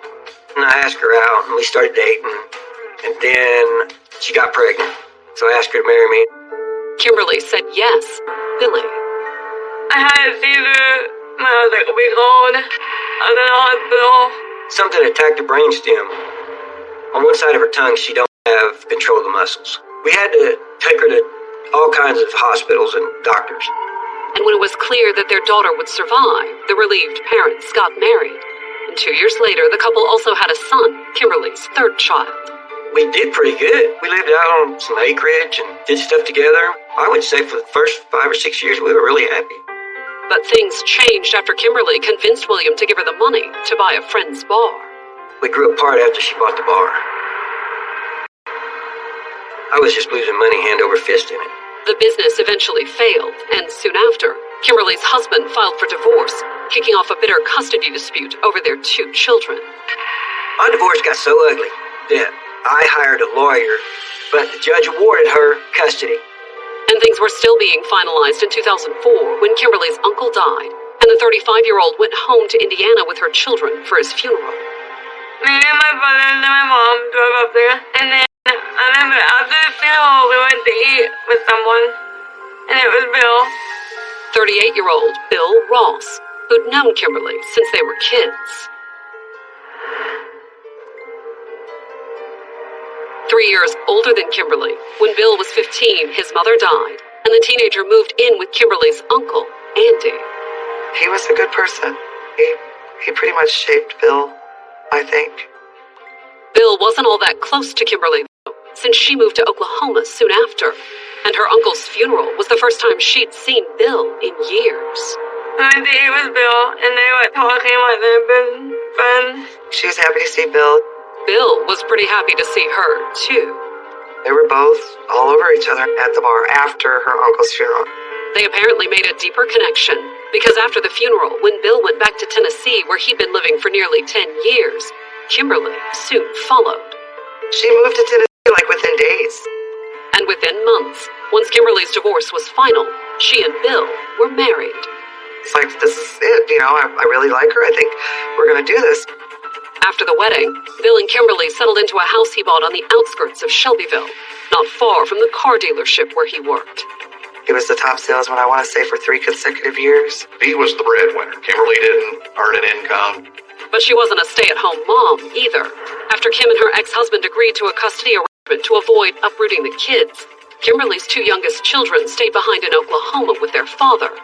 And while her oldest son, who was almost 16, did come to Tennessee with his mother, he soon moved out on his own. He was not living in the home at the time. Bill weren't exactly empty nesters. By 2007, they'd taken in a friend of her son's, 19-year-old Justin Young. Justin had a difficult time dealing with the divorce between his parents and had a difficult time dealing with his stepdad. And Bill, perhaps remembering the kindness Kimberly's uncle had shown him, was more than willing to let Justin stay with them. Bill took him into his home. He took him on as another child. So did Kimberly. Kim doted on Justin like that was her son. Before long, Justin acted like one, too. Justin called Kim Mom. And that suited Kimberly just fine, since having Justin around the house also filled the void left when her youngest children opted to stay in Oklahoma. She had this need to be some kind of a mother figure. She had a need to be accepted by someone. She needed something to call family. Justin wasn't the only member of her surrogate family either. There was also 23-year-old Ashley Cook. She was somewhat of a transient. She lived several different places, was not working. She'd also been arrested a few times for possession of marijuana. She had misdemeanor stuff that, you don't want to see it on a young person's record, but you're not really shocked when you do. Nevertheless, when a friend introduced Kimberly and Bill to Ashley, the older couple decided to help out the troubled young woman. Kimberly was paying her bills and giving her money to keep her up. My brother helped pay for a place for her to live. And while Ashley didn't live with Kimberly and Bill, it was evident that she considered them family. She was calling Kim Mom and calling my brother Dad. But on Valentine's Day 2007, after a brutal attack that left her husband fighting for his life, the authorities would be asking, did Kimberly's need to take care of others lead to a tragic betrayal? Coming up, the investigators questioned Justin and Kimberly about the home invasion. Justin reported that he woke up to discover a black male holding a gun to his head. But will the evidence say otherwise? There were minute details that didn't match up.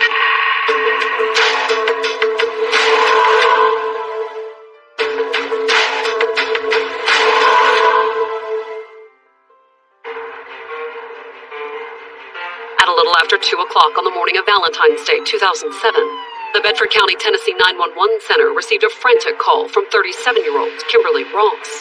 She's been a victim of a home invasion, and her husband's been shot and is clinging to life. Is your husband breathing? Oh my God, a lot of blood. Within minutes, deputies arrived at the Ross home just outside Shelbyville, Tennessee. When you enter the house, so we have to clear the residence. Inside the house, the deputies found Kimberly and 19-year-old Justin Young, who lived with the Rosses. Both had been tied up. Justin was tied with string like you might bale hay with. Kimberly had been tied with some type of a cord, electrical cord. It was loose enough for her to a cell phone and make a phone call to 911. Kimberly's husband, 40-year-old Bill Ross, was in the bedroom with a gunshot wound to the head. It appeared there was gray material oozing from the wound, which would obviously be brain matter. So without a minute to lose, the EMTs loaded Bill onto a stretcher and into the back of the ambulance. You're changing the scene and possibly destroying evidence, but that's just something that has to be done. I mean, the human life is way more important than the investigation. And a life flight helicopter from Nashville was already en route, even as the EMTs rushed Bill to the local hospital. They have a helipad there, so they would go to the helipad and then meet the helicopter there. But by the time Bill reached the helipad, it was too late. He passed away in the back of the ambulance. Bill Ross was dead, and in an instant, the focus shifted from saving his life to solving his murder. I had deputies take the scene off because the crime actually was committed in the house. I mean, there's evidence possibly outside the house, and also to keep people away from the scene as well. And while the crime scene tape went up outside the house, Kimberly and Justin were inside, giving sheriff's deputies a detailed account of the attack. The assailants were described as two unknown black males who had apparently crawled in through a window. The window was in Justin's room. Justin reported that he was asleep in bed. He woke up to discover a black male holding a gun to his head and another one tying him up. He said that one of the males came to his room that was armed, held him at gunpoint and told him that if he would be still, be quiet, that he would be okay, he would not be harmed. Meanwhile, according to Kimberly, she had been in the living room watching television. The first moment she's aware there's a problem is when Justin Young is being escorted down the hallway with the two intruders armed with guns. They tie her up and basically shove her to the floor. Kimberly said that based on what she'd overheard, the two men were looking for someone.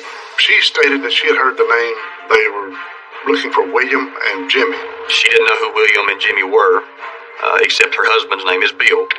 She said that she had no idea why they were there, who they were, what they were upset about. And she had no explanation for what the two men did next. They then inexplicably just opened the door to the bedroom. Mr. Ross was asleep and began shooting.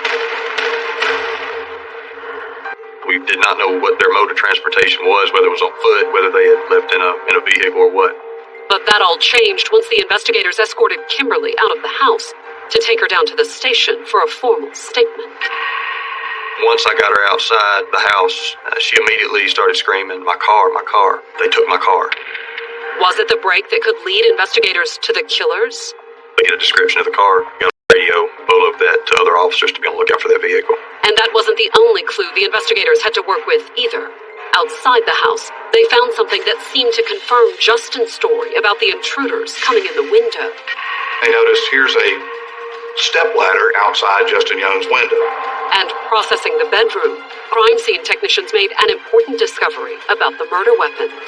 There were a couple of shell casings on the floor at the foot of the bed. There were .380 casings. But elsewhere in the house, they made another puzzling discovery.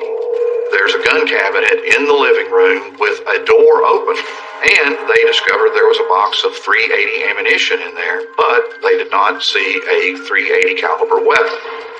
Is it a coincidence that Mr. Ross was shot with a .380 pistol? After all, according to what Justin told the investigators, the killers didn't need to shoot Bill with his own gun. The facts that they were told was that both assailants were already armed when Justin Young was awakened. If Justin was right, why would the killers take one of Bill's guns? We had no idea what we were looking at. Was this a drug deal gone bad? Was this an old vendetta over something else?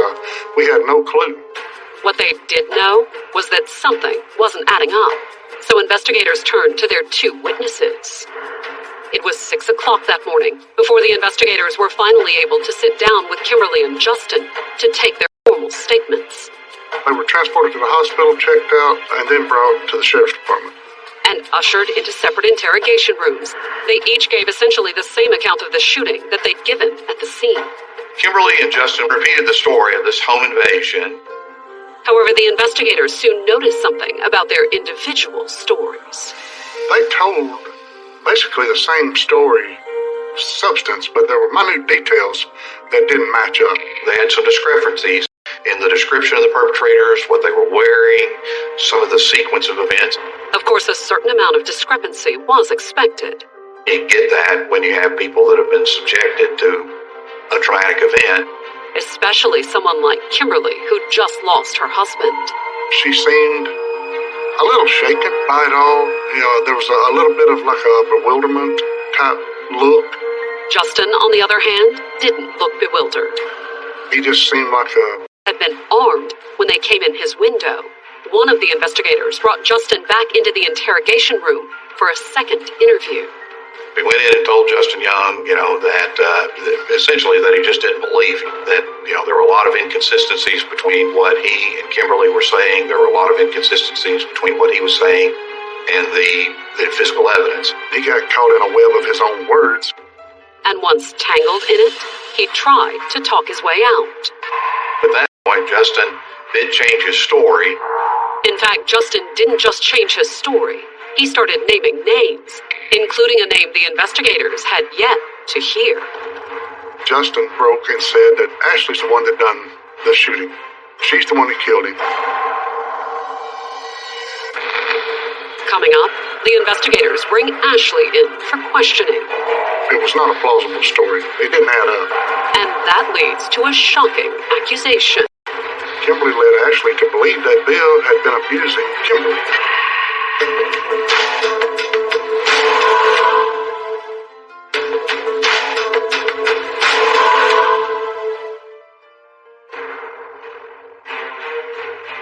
On Valentine's Day 2007, Kimberly Ross's husband of 2 years, Bill Ross, had been shot to death in his home outside Shelbyville, Tennessee.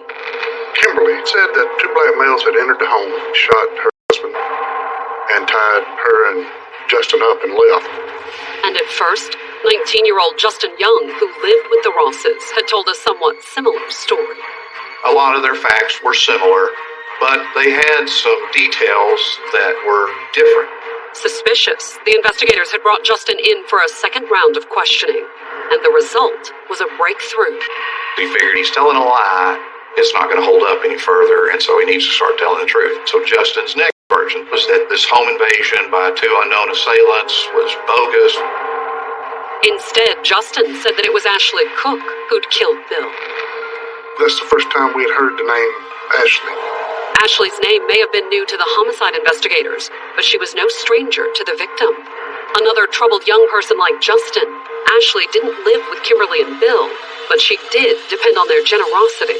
The Rosses provided financial support, including the trailer outside Shelbyville where Ashley lived. They paid the rent, they paid the utilities, things like that. So why would she kill the Golden Goose? It was simple, according to Justin. Bill Ross was going to cut it all off.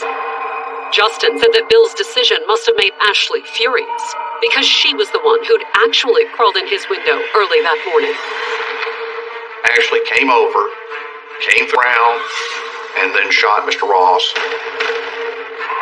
According to Justin, Ashley's the one who came up with the story about the gentleman breaking in, and she tied him up and told him, "This is the story you tell."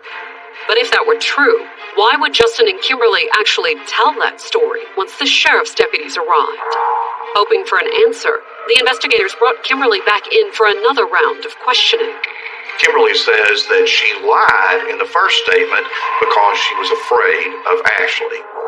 And like Justin, Kimberly said Ashley had murdered Bill because he decided to stop supporting her financially. I do recall Kimberly saying Ashley got mad at Bill, and that was her reasoning for shooting him. However, while Kimberly and Justin's new stories essentially matched, the investigators didn't necessarily believe them. Why would you have told that in the first place? To say that you're afraid, well, now you've got a bunch of police officers, you're going to be safe from that point. Why aren't you pointing law enforcement in the direction of the person who did it? It was not a plausible story. It didn't add up. And yet, at just after 7:30 that morning, while the investigators were finishing up with Kimberly and Justin, patrol officers made a discovery that appeared to confirm at least some of their story. Kimberly's stolen car. It was abandoned in a church parking lot about a half a mile or so from Ashley's house. Had Kimberly and Justin actually been telling the truth? The vehicle was basically clean. There was no weapons. There was nothing that was tied back to the crime scene. However, even without the murder weapon, finding the car so close to Ashley's trailer was enough to send the deputies looking for her. They got her and brought her to the sheriff's department. And without telling her right away that Justin and Kimberly had accused her of murder, they asked Ashley what she knew about Kimberly's car. At which time she basically started telling a story that Kimberly had given her the car and told her to take it. And Bill's murder. According to Ashley, she'd had nothing to do with it. She was told at that point, look, Justin and Kimberly have ratted you out. They have pointed the finger at you and said that you alone did this. The news appeared to take Ashley by surprise. She became quite emotional. She felt like she had been sold out by Justin and Kimberly. And in her anger about the betrayal, Ashley ended up making a damning admission. She's now saying that this was a conspiracy involving myself, Justin Young, Kimberly Ross. Although according to Ashley, Kimberly was the mastermind. Ashley said Kimberly had put her up to do this. She was given $30 and was told she could keep the car for murdering Bill Ross. Kimberly led Ashley to believe that Bill had been abusing Kimberly. Kimberly said she couldn't get a divorce because she would be left with nothing, and so the plan was hatched that she would come over and commit the murder. However, according to Ashley, that wasn't the entire plan. They had conspired to basically blame a couple of young black men as the perpetrators. Not just in a generic sense either. Ashley said they planned to set up two men she knew. They'd hung out together, done drugs before, things like that. And on the night of February 13th, Ashley had invited the two men to come to her trailer. They drove over, hanging out with her. She said, I've got to go take care of something. Y'all just hang out. I'll be back shortly. Ashley told the investigators that she'd taken a cab to the convenience store, not far from Kimberly's house. So then she walked to the Ross house. She told how there was a stepladder outside. She climbed up the stepladder that was left in place through the window. Justin had previously loaded the gun, chambered around, and wiped it down so there would be no fingerprints on it.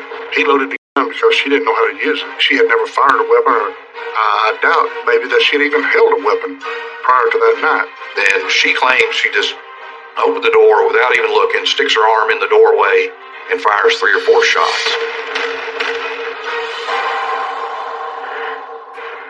And after shooting Bill, according to Ashley, she tied up Kimberly and Justin, but not too tight. Kimberly was left in a situation to where she could make a phone call, a 911 call. Although by then, Ashley was supposed to have carried out the rest of their plan. It was her intention to give the vehicle with the gun in it to the 2 black males that she left at her house. They'd be driving through town about the time they'd be on the lookout, and they would get picked up, questioned, find a murder weapon, dead man's car, and deflect any further investigation on their end. At least that was what was supposed to happen. But according to Ashley, when she got back to the trailer, the plan to frame 2 innocent men for murder had quickly gone awry. When she returned, they were gone. She didn't know what to do. She left the car at the church. She walked back to the house. But according to Ashley, before ditching the car, she had decided to hang on to the gun. She had told them that it was under the mattress. And the .380 caliber pistol was still there when the investigators searched her trailer a few hours later. It all come apart so fast that by the time we got to her, she hadn't had time, really, to get rid of the weapon. The gun was enough hard evidence to place Ashley under arrest for murder. It matched the shell casings found at the scene. But it didn't prove her account that Kimberly and Justin had been... And since Justin had been the first one to break last time around, the investigators started with him. He would be the most likely to cooperate and tell the truth. And sure enough, Justin does. He agrees that this is a conspiracy. And according to Justin, he'd gotten involved in the murder plot for pretty much the same reason as Ashley. She told Justin that my brother was abusing her. Kim really made him believe that she was being hurt and that he had to save her. Although according to Justin, when Kimberly brought up killing Bill, he tried to talk her out of it, at least initially. He had urged Kimberly to get a divorce. She responded that she would be left with nothing if she went through a divorce. But if Bill died, there would be much more. She said that there was $1 million life insurance policy. He was promised that she would move to Oklahoma, and he would move with her, and they would live on a ranch. When the investigators brought Kimberly back in for another round of questions and confronted her with what they'd learned from Justin and Ashley, she didn't deny it. She was pretty open about being involved in a conspiracy to have Bill murdered. And she fully backed up everything that Justin and Ashley said about Bill's alleged abuse.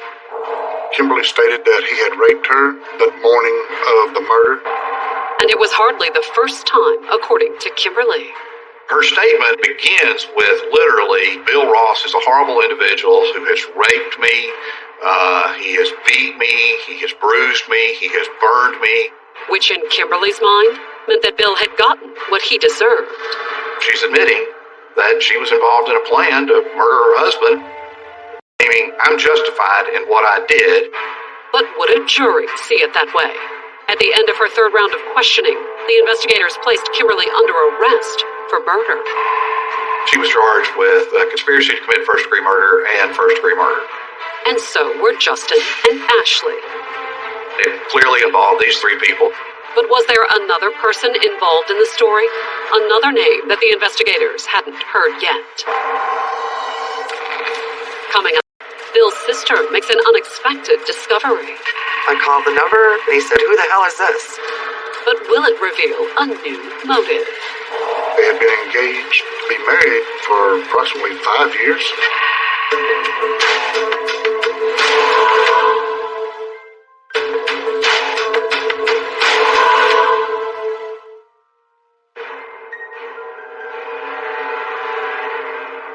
By the afternoon of February 16, 2007, it had been less than 48 hours since Kimberly Ross's husband Bill had been murdered in their home outside Shelbyville, Tennessee. The story was given that... But within hours, Bedford County Sheriff's investigators had arrested 37-year-old Kimberly, 19-year-old Justin Young, and 23-year-old Ashley Cook for Bill's murder. This is definitely not a home invasion. It was reported that way to start with, and I know a lot of people was alarmed by that and scared by that, and justifiably, but that's not the case. Kimberly was the main actor in this. It was Kimberly Ross that put them on a path to murdering Bill Ross. Who pulled the trigger? Ashley. The other woman? Yes, I was trying to. They thought him abusing me, and they couldn't take it no more. According to what Justin had told the investigators, Bill's alleged abuse and his $1 million insurance policy had motivated the murder. But after doing a little digging, the investigators had their doubts. Mr. Ross had a life insurance policy of $25,000. And they suspected Kimberly's claims of abuse were also a lie. In doing the background with co-workers, family, associates, I couldn't find anybody that had anything bad to say about Bill Ross. Not one single person ever reported that he had a temper, or that he was an angry person, or that anything like that. But if Bill wasn't abusive and there was no $1 million payoff, what motivated the crime? The first clue would come that afternoon, but it wouldn't be the investigators who found it. By 2 days after the murder, on the 16th, the investigators had finished gathering evidence at Bill and Kimberly's house. After they released the crime scene, Bill's family were allowed in there to collect his things. And while Bill's sister Tammy was packing his personal effects, she heard a cell phone. I looked around and it kept going off, and we found it underneath some clothes on the dresser top. It wasn't Bill's phone, though. I already had his phone that he had laid on the bedside table, and I knew it wasn't it. She had found Kimberly Ross' cell phone. And since the sound that led her to it indicated an incoming text, Tammy looked at the log and discovered a series of recent messages. They were saying, "Sweetheart, where are you? You know, I'm waiting at the airport." I called the number and I said, "Who is this?" And he said, "Who the hell is this?" And when Tammy explained that Kimberly was in jail, under arrest for murdering her husband, the man on the phone became even more confused. He said, "Her husband." I said, "The murder of her husband." And he said, "Wait a minute, she's my fiance." He was calling from Oklahoma, and he said that they were engaged to be married and that he was supposed to pick her up at the airport that morning, and she was moving there. Law enforcement talked to him, and we got a really complete picture of the kind of person we're dealing with Kimberly Ross. The man told gotten engaged before she moved to Tennessee. They had been engaged to be married for approximately 5 years. Kimberly's fiance said he'd been expecting Kimberly to move back to Oklahoma to join him, but that she'd kept putting things off because of her oldest son. Kim had told him she was trying to get custody back of him, and so she was traveling from Tennessee to Oklahoma all the time. And what about Bill Ross? Kimberly's fiance told the investigators that he knew the name. He even knew that Kimberly had been living with him, but he'd never heard anything about them being married. He had no clue. He thought that Bill Ross was Kimberly's cousin. However, according to the fiancé, their long-awaited wedding was finally supposed to be happening, which explained all the frantic texts about waiting at the airport. On the 14th, she was planning on flying out of Nashville back to Oklahoma, and they were going to be married and live happily ever after. Was the future husband waiting in the wings Kimberly's true motive for murdering Bill? I believe Kimberly's motive was simply she wanted out of the marriage. And while there was no $1 million insurance policy, there was money at stake. Cash Kimberly was getting from her Oklahoma fiancé. I found all kinds of Western Union receipts from the fiancé from Oklahoma. He was paying Kimberly's bills. He was sending her quite a bit of money, anywhere from $400 to $600 a week for her upkeep. Small sums that eventually added up to some serious cash. He had apparently sent her more than $100,000 over the years. But was he also involved in Bill's murder? After interviewing the fiancé, the investigators concluded that the answer was no. There's no doubt in my mind that he would have been the next victim, eventually. Nor would he be the first person Kimberly had tricked out of money. Digging into her background, the investigators uncovered a laundry list of various frauds and schemes that she'd perpetrated back in Oklahoma. She claimed that she was a pastor of a church. She claimed a lot of things that just weren't true. And she had even been arrested for once impersonating a police officer. She had a uniform, she had an ID, it showed she was a police officer. Kimberly Ross was a pathological liar. And she had no trouble convincing Ashley and Justin to go along with her plot to kill Bill. Justin believed that Kim was being abused. Kim kept feeding him that line. But was that Justin's only motive? The way she doted on him, it wasn't a natural relationship that you would have with your best friend's mother. There was suggestion, that she and Dustin engaged in sexual activity. It wasn't true, according to her. Kimberly confidently stood by her claims of abuse. She had a sense that it was a winnable case, that she wouldn't be convicted of first-degree murder. But was she right? Could she pull off an acquittal? After all, she'd already been able to convince people that she was a pastor and even a cop. She could manipulate people easy. So was it unreasonable to think that she could convince a jury that she'd been abused? If so, then maybe she would decide to kill her husband, out of some need to get away from that. Or would it turn out that Kimberly had one more surprise in store for everyone? Coming up, can the prosecution convince Justin to take the stand? We made no promises to him whatsoever. Or will Kimberly's power of manipulation prove decisive? They played right into her hand.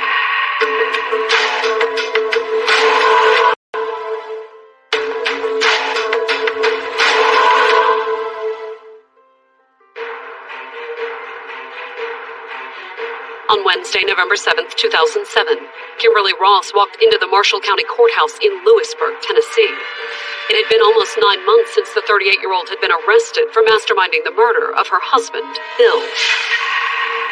She was laying the foundation to this story that my brother abused her, trying to get people to believe it, months before she killed him. And according to the prosecution, she'd recruited 19-year-old Justin Young and 24-year-old Ashley Cook to help her carry out her deadly plan. She was very manipulative. They were young, impressionable, and they played right into her hand. But since Kimberly was the alleged key to the conspiracy, the prosecutors had decided to put her on trial first. They had a very good case, but not an exceptionally strong case. Kimberly vowed to fight the charges, but as the trial date approached, something happened that made her reconsider. Justin turned state's evidence. When we met with Justin, we made no promises to him whatsoever. If you want to cooperate, you can. If you don't want to, you don't have to. I believe Justin Young was sincerely remorseful that he had decided to become involved in this. And his testimony could be very damaging to Kimberly's claims of abuse. He never saw any of that. He lived there. He said he saw no signs of that. He certainly never overheard an angry word between them. But would he ever take the stand? When Kimberly found out that the prosecution had been talking to Justin, her reaction was immediate. She just basically threw her hands up and said, well, it's over then. So then I called the DA and we worked out a deal fairly quickly. To first-degree murder. The judge accepted her guilty plea and sentenced her to life with possibility of parole. Kimberly has to serve 51 calendar years before she's eligible for parole. The police and prosecutors were satisfied that justice had been served. She was a very cold, calculated killer. She was 100% a part of this. She may not have pulled the trigger, but she might as well have. Bill's sister is satisfied too, but that doesn't make the murder's aftermath any easier. We're supposed to pray for our enemies. And I can do that with the woman that shot my brother, but I have to this day no sense of forgiveness in my heart for Kim. And perhaps most telling of all, neither does Kimberly's own daughter. My mom was evil. She didn't care who she had, and didn't have no feelings for anyone but herself.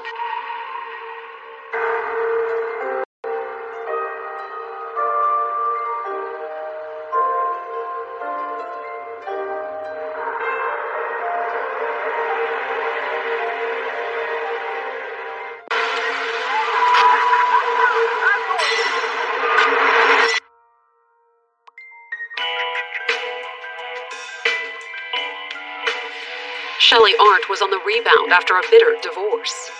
She wanted to find something else. And she found it with Darcy Veter Jr. He's outgoing, fun personality. Yeah, good guy to be around. Their romance smoldered for 14 years. They were never married, but he was still just like a brother-in-law to us. They would come over to our house for family gatherings. But then one family gathering turned into a tragedy. The house is full of smoke, and I could hear my fire alarm. Both my brother's bedrooms were fully engulfed. The last thing I remember seeing was smoke billowing out. Do you know if everyone's out of the house? No, they're not. Darcy was still inside, much to Shelley's horror. I had to hold her back, and I told her, if you go back in, you're gonna die. But investigators were soon asking, was the fatal fire a horrible accident? Leather couches are pretty hard to ignite. Or was it an unthinkable crime? 3 fires in 3 years is more than just coincidence.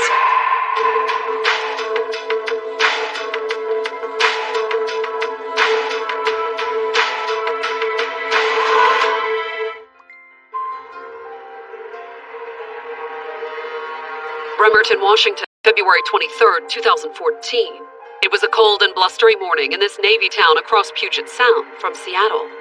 It was about 35 degrees. It was raining off and on. There was snow. And around 4:45 a.m., in the pre-dawn darkness, multiple calls flooded into the Kitsap County 911 Center. Kitsap 911, what are you reporting? I've got a fire. The whole entire house is on fire. It's flaring up. son of a bitch. Windows are blowing out. Within moments, multiple units were en route to the blaze. But would they make it in time? Do you know if everyone's out of the house? No, they're not. Hurry, hurry, hurry. When firefighters arrived minutes later, the house was totally engulfed in flames. It was a very big fire. They had fire coming out the front of the building. They had fire coming out the basement area of the building. 16-year-old Spencer O'Neill was lucky to escape. I barely remember anything because my vision was fuzzy. I lost a little bit of consciousness here and there. The last thing I remember seeing was smoke billowing out of the house. But as the house's dazed and coughing occupants gathered on the lawn, they realized that someone was still missing.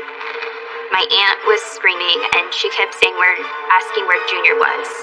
And when Autumn's aunt, 45-year-old Shelley Arndt, realized that her boyfriend, 37-year-old Darcy Veter Jr., was still going in for Darcy, and I had to hold her back, and I told her, if you go back in, you're just going to die. Flames were shooting out of every window, upstairs, down the stairs. Everything was popping. You could just hear crackling, and it was crazy.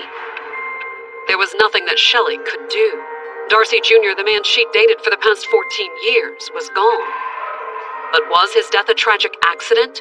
Or, as the investigators would soon be wondering, was the fire the result of something far more sinister? One of the ideas, though, that was whether or not the fire was intentionally ignited.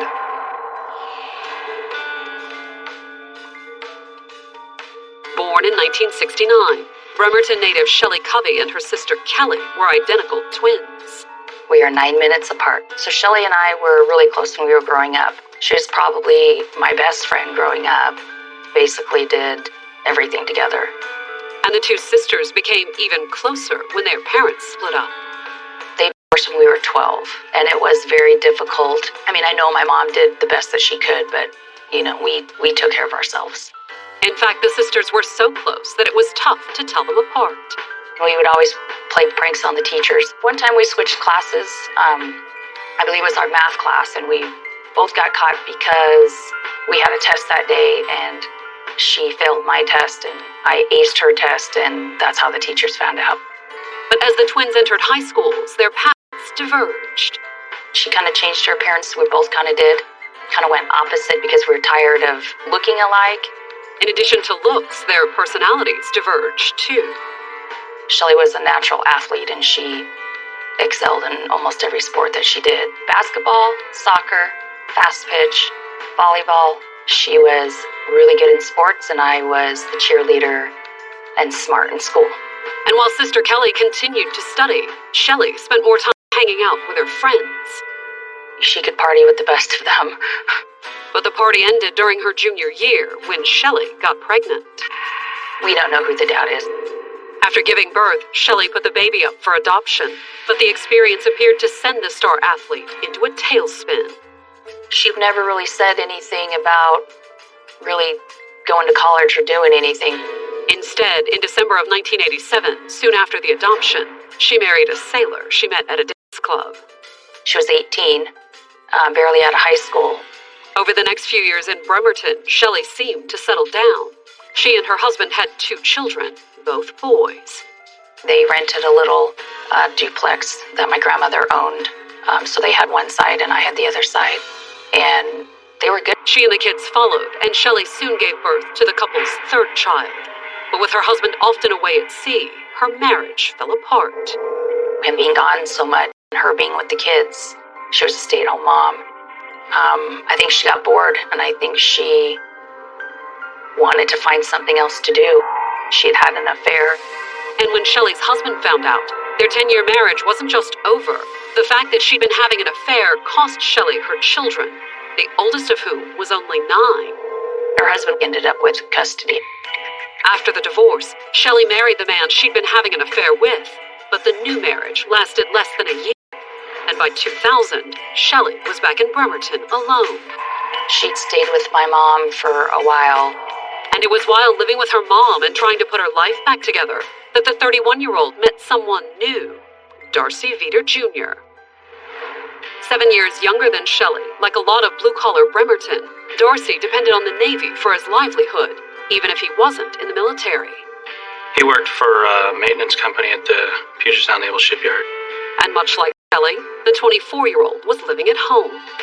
Darcy was living with his dad. They've always been together. So Darcy Sr. raised Darcy, and they've been living together forever, as far as I know. Shelley met Darcy one night when she went bowling with her sister Kelly and Kelly's husband Sean. We were on the bowling league together. It was a weekly bowling league. Darcy bowled on another team, but that's how we all met each other, was through bowling. And that night at the bowling alley, it wasn't long before Shelley noticed the young man in the next lane. He's outgoing, fun personality. Yeah, good guy to be around. Very good bowler. But while Shelley soon struck up a conversation with Darcy, she wasn't quite ready for a romance. Shelley had just gotten out of a long relationship with a man, and so I think in the initial beginning it was kind of just a mutual kind of like friendship, I'll be there for you. Although over the weeks and months that followed, the ace bowler and the former all-star athlete realized they had a lot in common. He liked his sports, that's for sure. Darcy was a huge Chicago Cubs and the Philadelphia Eagles. Those were his two teams. That's him, and I would argue over the Hawks and his Eagles every single weekend. And after several months of hanging out at the bowling alley or the neighborhood sports bar, Shelley and Darcy started dating, and things quickly turned serious. She moved in with Darcy and Pops, or Darcy Sr. Soon, they told people they were engaged, though they never quite got around to saying I do. They were never married, but he was still just like a brother-in-law to us. He was an uncle to my kids. He was a great guy, always came out, hang out. While Darcy worked at the shipyard. He was actually a really hard-working guy. He wanted to get higher up in the shipyard. Shelley pitched in too, working a series of minimum wage jobs. Shelley worked at several different locations, at gas stations, that type of thing. I think she at one point even worked at a school. She was a teacher's aide or some kind of office aide.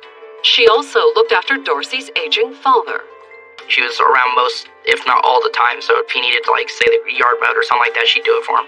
On weekends and holidays, they'd bowl, go out with friends, or get together with Shelley's twin sister and her family.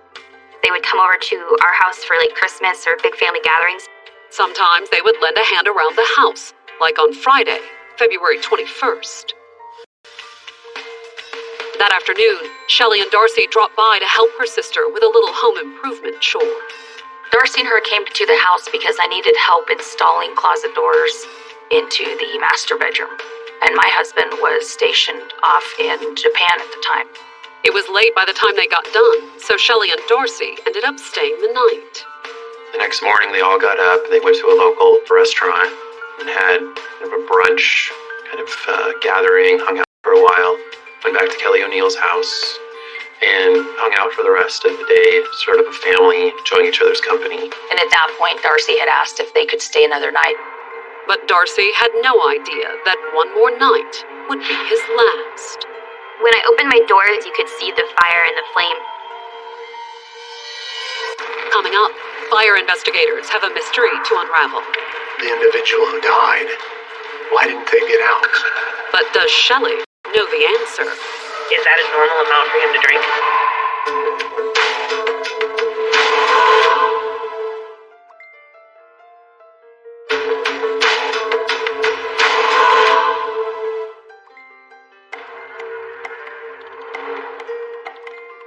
Early on the morning of February 23rd, 2014, Shelley Arndt's sister was asleep in her bed when she woke up to terror.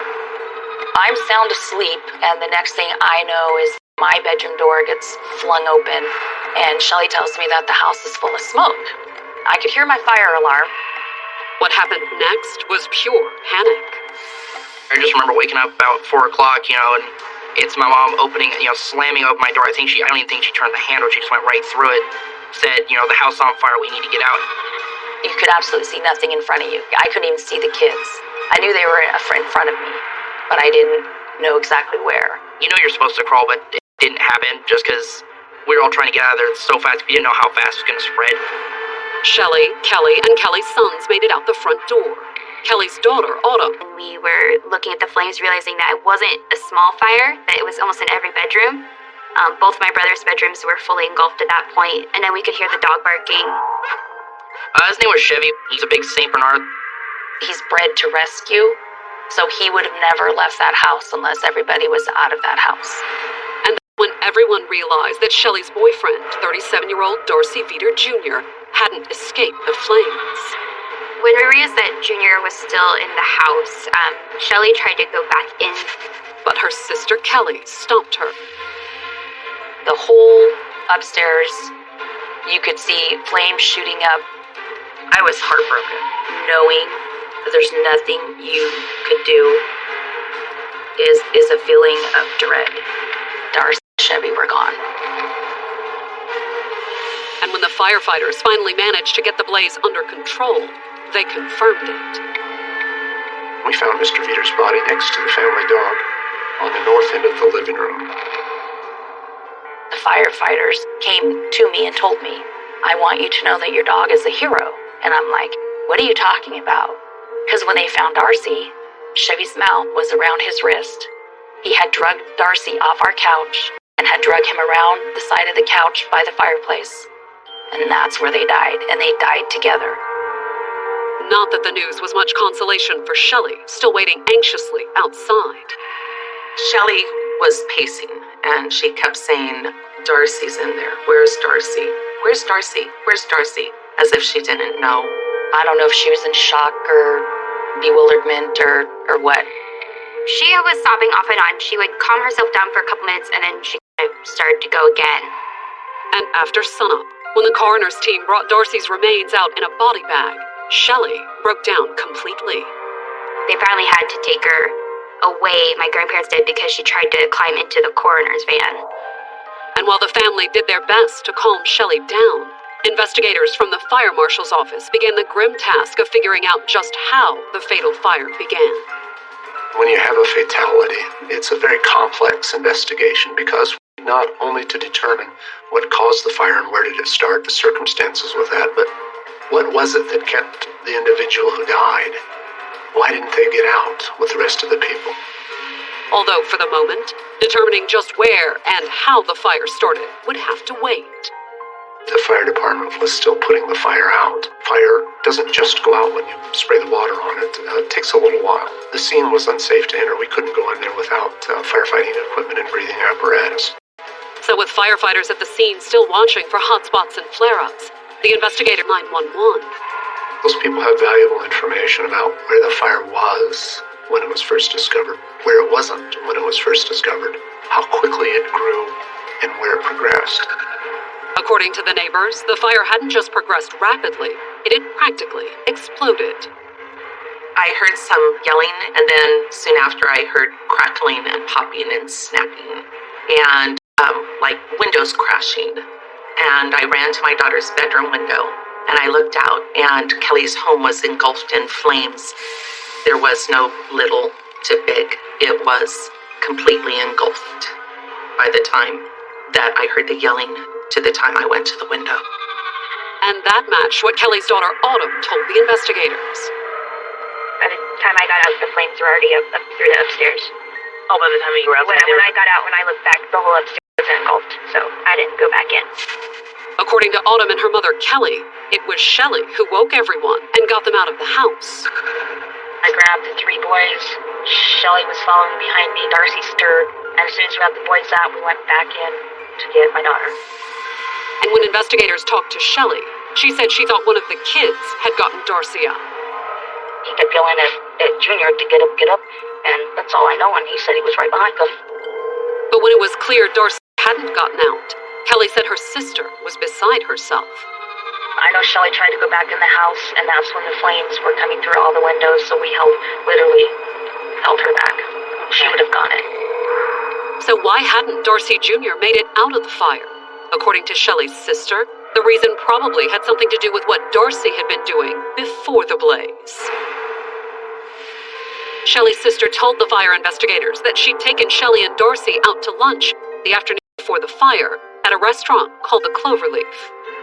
That's kind of my payment for them doing the doors and the coming over, and we all piled into the Tahoe and we drove to the Cloverleaf and we had lunch.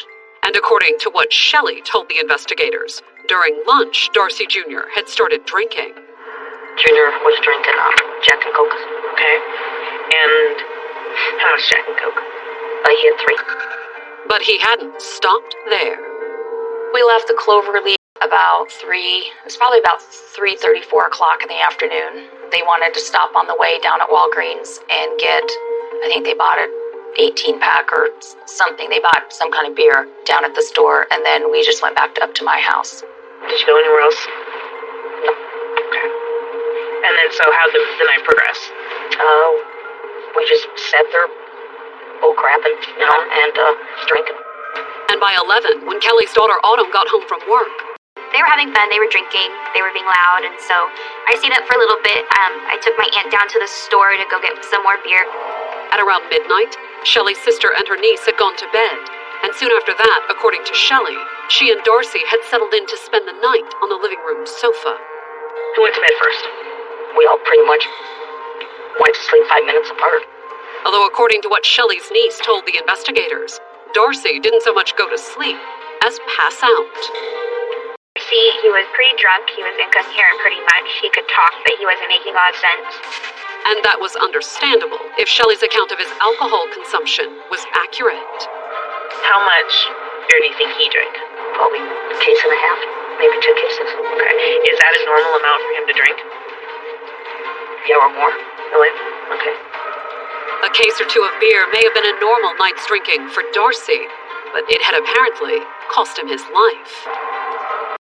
He was pretty intoxicated, so usually when he gets that way, he's just out.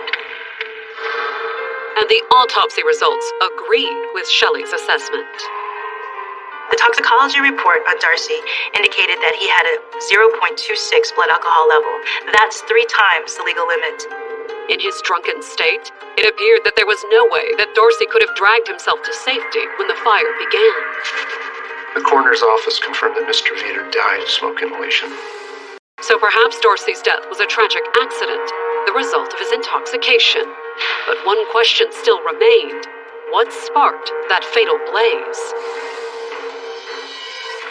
Coming up, the fire marshal has a theory about the fire's origin. We tested it to see whether it could be easily ignited with just a regular lighter. And a sheriff's office makes a suspicious discovery. 3 fires in 3 years is more than just coincidence.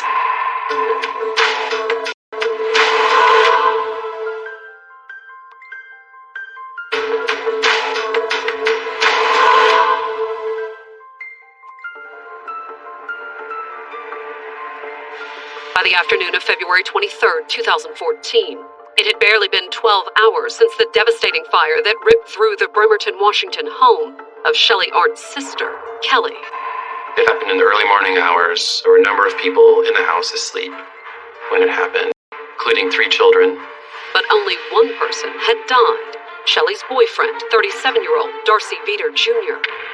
She was inconsolable. You couldn't even touch her. She was crazy, a sobbing mess.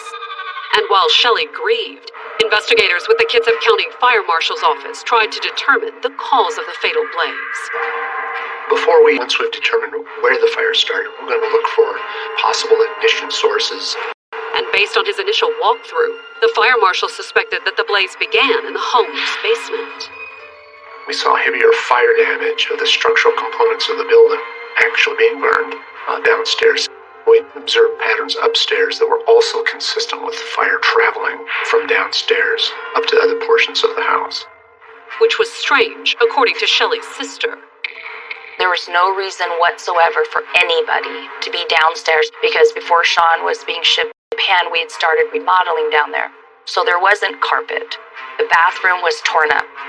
Even stranger, the burn patterns appeared to spread outward from an old leather couch stored in the corner of the room, which seems suspicious to the fire investigators. Leather couches are pretty resilient. It's hard to ignite them without a substantial heat source, things like cigarettes. They're pretty resilient to ignition from cigarettes, sparks, things like that. Whatever lights a leather couch on fire is going to have a lot of power to it. So how could the couch have caught fire? We talked to some of the people again that were associated with the fire, including Kelly O'Neill, and found out the other types of things that were in the room. One of the things that we found out was that there were several bean bags that were in the room. And we know that the bean bags, they're filled full of styrofoam beads, and styrofoam burns pretty good. However, according to what Kelly told them, the beanbags hadn't been anywhere near the couch. They were about 10 or 12 feet away, and they were all stacked up together on the foosball table. At least that's where they were supposed to have been.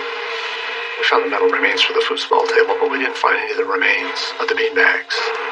But when they took a closer look at the remains of the couch, the fire investigators noticed something clinging to the coiled springs of the cushions. We found some melted blobs of stuff that we thought was probably the remnants of foam. So the hypothesis that we got was that we came up with was, well, what if somebody put one of those beanbags over there and lit it on fire? And they even tested their theory. We got a description of the beanbags from Kelly O'Neill. She told us the type. We went to Walmart, got a similar kind, and tested it to see whether it could be easily ignited with just a regular lighter. We used a barbecue lighter to light that on fire, and it was completely consumed in a very few short minutes. And the fact that someone had apparently moved the beanbags to the couch in order to better fuel the blaze led fire investigators to an inescapable conclusion. At that point, the fire marshal indicates that it's intentional fire, an arson. And since Darcy Jr. died as a result of the arson, the fire marshal handed the investigation off to the Kitsap County Sheriff's Office. We step in. And a suspect either. In fact, all they had to do was pull Shelley's police record. Shelley Art had been involved in 2 other fires. In November of 2011, there were 2 separate fires, about 24 hours apart, set at her residence. Both fires occurred at the home Shelley and Darcy shared with his father, and the first, on November 7th, 2011, hadn't initially been reported to law enforcement. It was a small fire that happened inside her house. It was early morning hours. The fire department came there, they put it out, and it was deemed to be accidental. But then a second fire had occurred the following day. The next day, the same fire investigators who went out the day before thought that was just more than just coincidence, and they also asked for the Bremerton Police Department to respond as well. During that investigation, eventually Shelley admitted to being angry with Darcy and setting that second fire. The confession had earned Shelley an arson conviction and a 9-month jail sentence. But if the fact that she'd done time for arson wasn't suspicious enough, when the fire investigators read the report on Shelley's confession, the details sounded awfully familiar. She went down to the basement and put some cloth, some towels, or other type of materials on an upholstered chair and set that on fire. In other words, it was almost identical to the fire marshal's theory about the origins of the blaze that destroyed her sister's house. Oftentimes, people who set fire tend to set them in the same way that they have before. Could Shelley have set her sister's house on fire using the same technique she'd tried years earlier? And was she really capable of harming Darcy? As the investigators discovered, the arson charge wasn't the only conviction on Shelley's record. There was a prior conviction for 4th-degree assault, domestic violence. The charge stemmed from an even earlier incident. The assault occurred in 2008, and unlike the arson attempts, this time, Shelley had tried a more direct approach. She grabbed a big kitchen knife and lunged at him with the knife, and the tip of the knife went through the clothing and hit his chest, but it didn't actually penetrate his skin. It hadn't penetrated, in part, because Shelley had been drunk when she picked up the knife. They were involved in a lot of alcohol abuse. They were both alcoholics. And their drinking had led to a lot of turmoil throughout their 14 years together. I think Darcy and Shelley's difficulties started the day, honestly, that they met. You put 2 alcoholics together, it sometimes get pretty ugly. The Bremerton Police Department had quite a bit of contact with them. Typically, Shelley Arndt was the one who was making the calls, claiming domestic violence, but oftentimes she was the aggressor. When she would get going with drinking, she would get mean. That's how she... Angry enough to set the blaze that killed her boyfriend and left her sister's family homeless. Questioned by the sheriff's investigators, Shelley's sister said that as far as she knew, Shelley and Darcy had been having a fairly good night.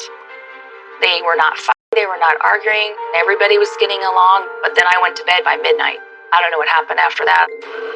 But according to Shelley's nephew, things had taken a combative turn shortly after his mother went to bed. I actually woke up around midnight, 12:30. I had to use the restroom, so I walked out, and I vaguely heard arguing out from the other room, and it sounded like Darcy and Shelley. From what I had heard, his paycheck's been short, and she was wondering where it went, and he didn't have a definitive answer. He was saying that his hours were shorter, which they honestly probably were. And she proceeded to get really angry at him. At the time, Spencer had shrugged off the incident and headed back to his room. I didn't think it was going to lead up to anything. I thought they were just going to work it over like they always did. A drunken argument, a tumultuous relationship, and a history of arson. To the investigators, it all pointed to Shelley. 3 fires in 3 years is more than just coincidence. Lightning doesn't strike twice. It struck 3 times. Convinced that the fatal fire had striking similarities to her earlier arsons, the investigators decided it was time to talk to her again. My partner and I responded to Shelley's residence to get a little bit more information, and we spoke to her on the front porch. She was just a little standoffish with us. She kept her arms crossed in front of her chest most of the time we were talking to her, but she denied being involved in the fire at all. Although she did see how the investigators could suspect she was involved. She told us about her tumultuous relationship with him, that at times he could be mean, and there was some domestic violence between the two of them. But she said that she loved him.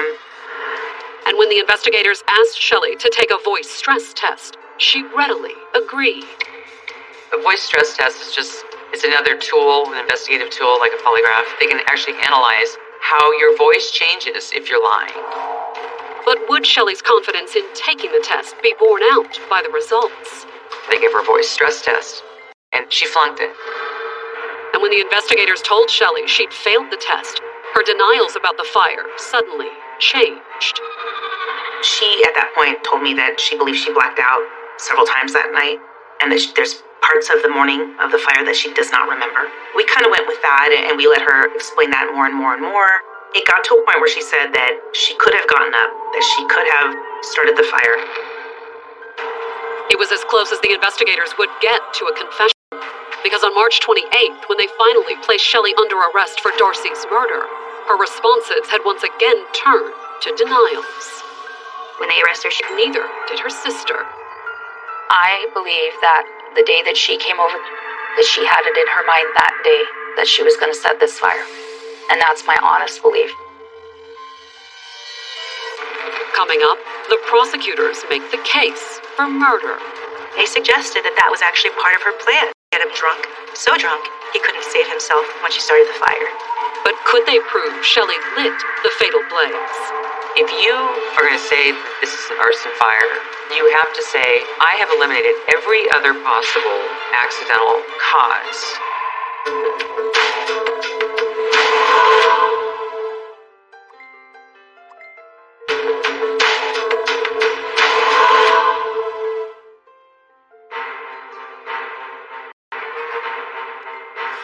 On October 12, 2015, Shelley Arndt went on trial for murder at the Kitsap County Superior Court in Port Orchard, Washington.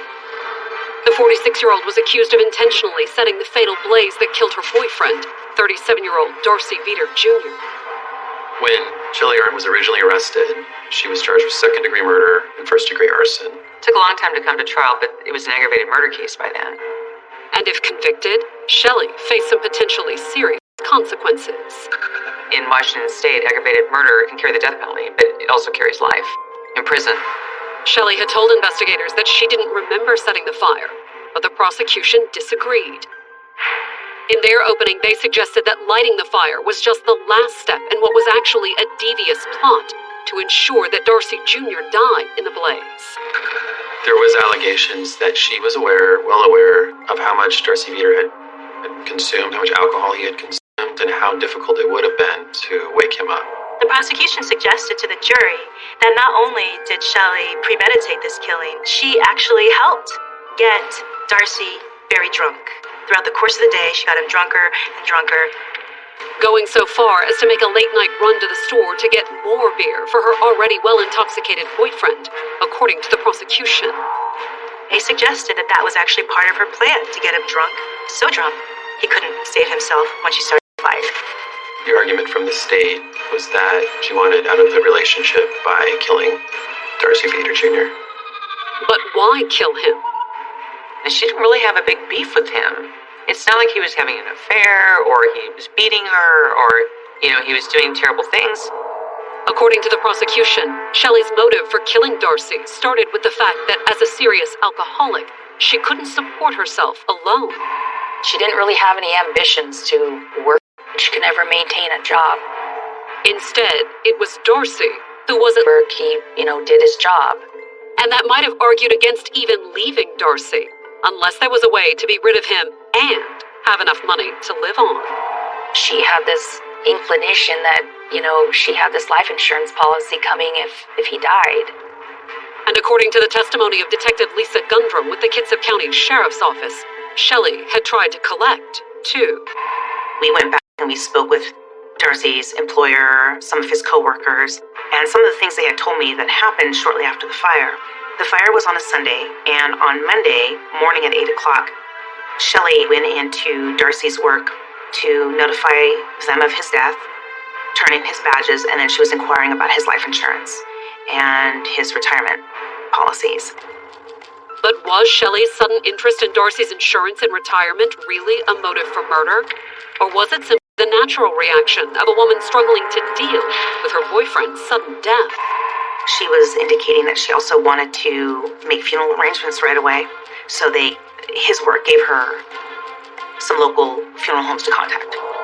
However, as far as insurance and Darcy's 401k went, there was nothing they could do to help her. She was not the beneficiary. The beneficiary was his father. But if that was true, wouldn't a lack of financial motive undercut the prosecution's case? That was certainly the defense's position. They argued that the fire was a tragic accident and that Shelley was wrongly accused of a crime she didn't commit.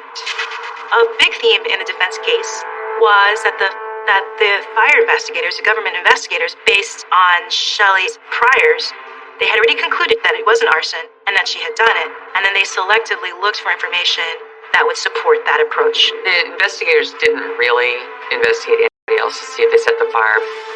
Although the defense didn't put Shelley on the stand to plead her innocence.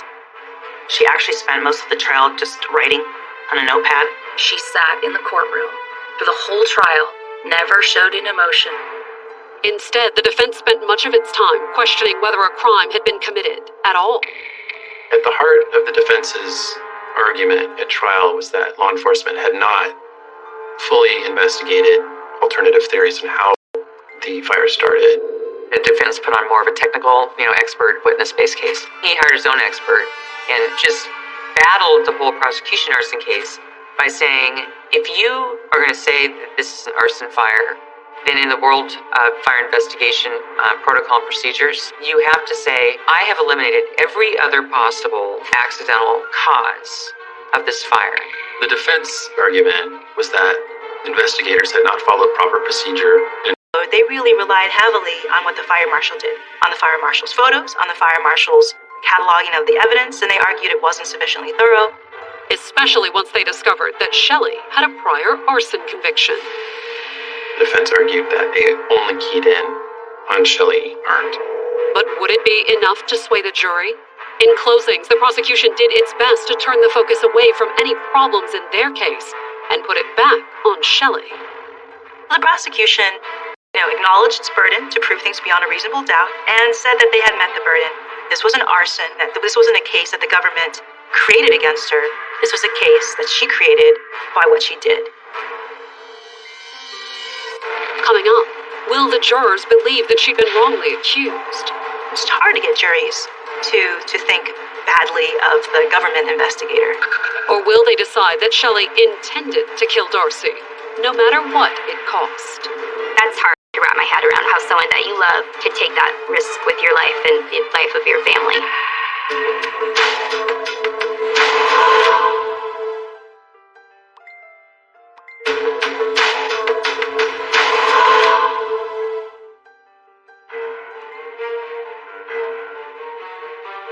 On November 23, 2015, the jury announced a verdict in the trial of Shelley Arndt. The 46-year-old was charged with aggravated murder and arson, accused of intentionally setting the fire that endangered the lives of her sister's entire family and killed Shelley's boyfriend, Darcy Veeder Jr. The prosecution told the jury she wanted this man out of her life. She tried before, And in her view, this was the way she could get him out. The defense, on the other hand, argued that Shelley's prior arson conviction had tainted the entire investigation. The defense was basically attacking everything about the prosecution, saying they didn't look at other suspects, they did a rush to judgment to her, she's the only suspect. So which side would the jury believe? The jury found Shelley Arndt guilty on all counts. It's hard to get juries to think badly of the government investigator. Especially when they had plenty of reason to think badly of Shelley. The jurors really paid attention to her history, where she had assaulted him with a knife. I mean, there had been a lot, so I think that they took the totality of everything, making their decision. Much like the trial, Shelley didn't appear all that fazed by the jury's decision. She was generally pretty stoic, didn't react to much of anything. And the same was true of her sentencing hearing on December 21st. At the sentencing, she had every right and every chance to speak for herself, and also to apologize to everybody that she victimized. And she chose not to at all. I was a person, but your own twin sister could take everything that you've ever had in your entire life, and it's gone in one night.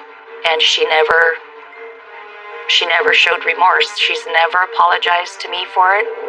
But was that because she had nothing to say? She didn't care about Junior or the house or the dog or anything like that, or even the emotional impact on us. Or because there was nothing Shelley could say? I know that before, when she's drank, she's had lapses in memory. And I think that she drinks so much that she has no memory of actually committing a crime, which would be hard for someone to stand up and say they have remorse for if they have no memory of it. Either way, it had little bearing on the judge's decision. She was sentenced to life in prison without the possibility of parole. It's an outcome that Shelley's family still struggles with. It would have been easier if I had been a stranger, because that's hard to wrap my head around, is how someone that you love, who you've known since you were born, could take that risk with your life and the life of your family. But in the end, even Shelley's twin sister believes that prison is where she belongs. Do I feel sorry for her? Hell no. I don't feel sorry for her at all. If you start a fire and you take somebody's life, then then that is what happens to you. You're going to go to jail.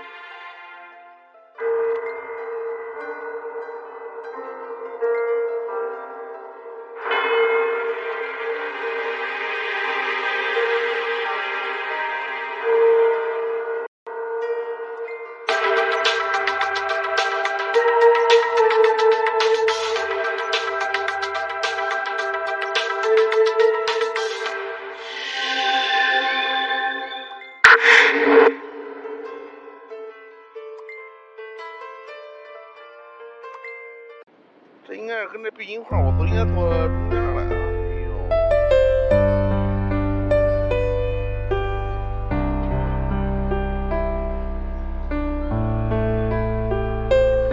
谢谢喵咪，谢谢喵咪的幽默。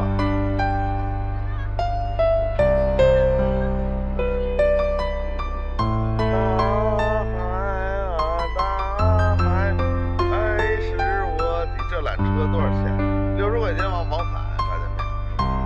哎，咱家有40级的哥们儿喊个喇叭吗？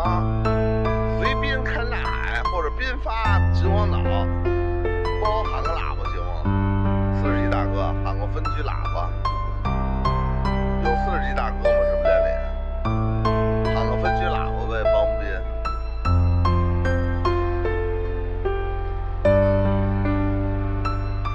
斌子带你跨大海。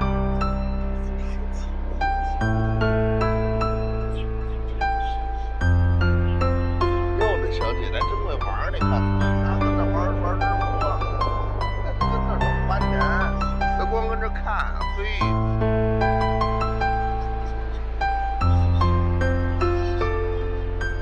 这不高，就是怕掉下去。我操，这万一要掉下去怎么办？真是这样说的。你说万一要是他妈这链子松了怎么办呀？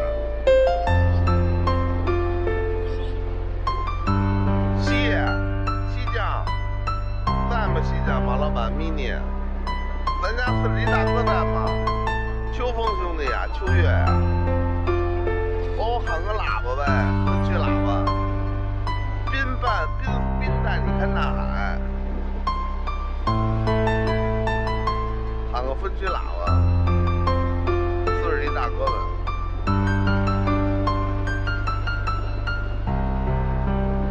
我操！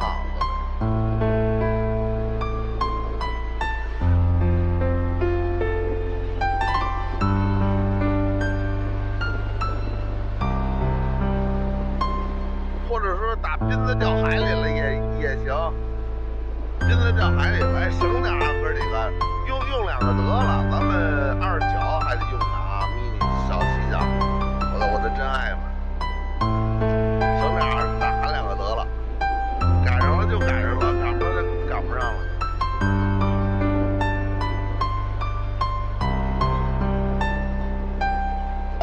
发过了谢球。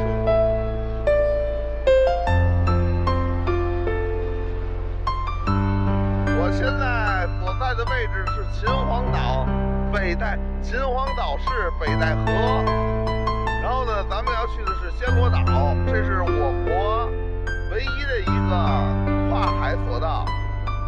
我现在是在，这应该是北戴河，这应该是渤海啊。你说万一啊，我就说万一啊，你说万一这要真他妈掉下去了，这他妈不就完了吗？你妈谁救你来呀？这他妈离岸那么远，你这过来游过来就你早他妈挂了，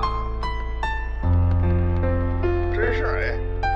你说就算这底下有救生圈，可是你说你都掉海里了，这人就懵逼了，都哪有空勾救生圈去？对一个不会游泳的人来说，你要等岸边的人过来，我估计准他妈，哎呦完了，真是。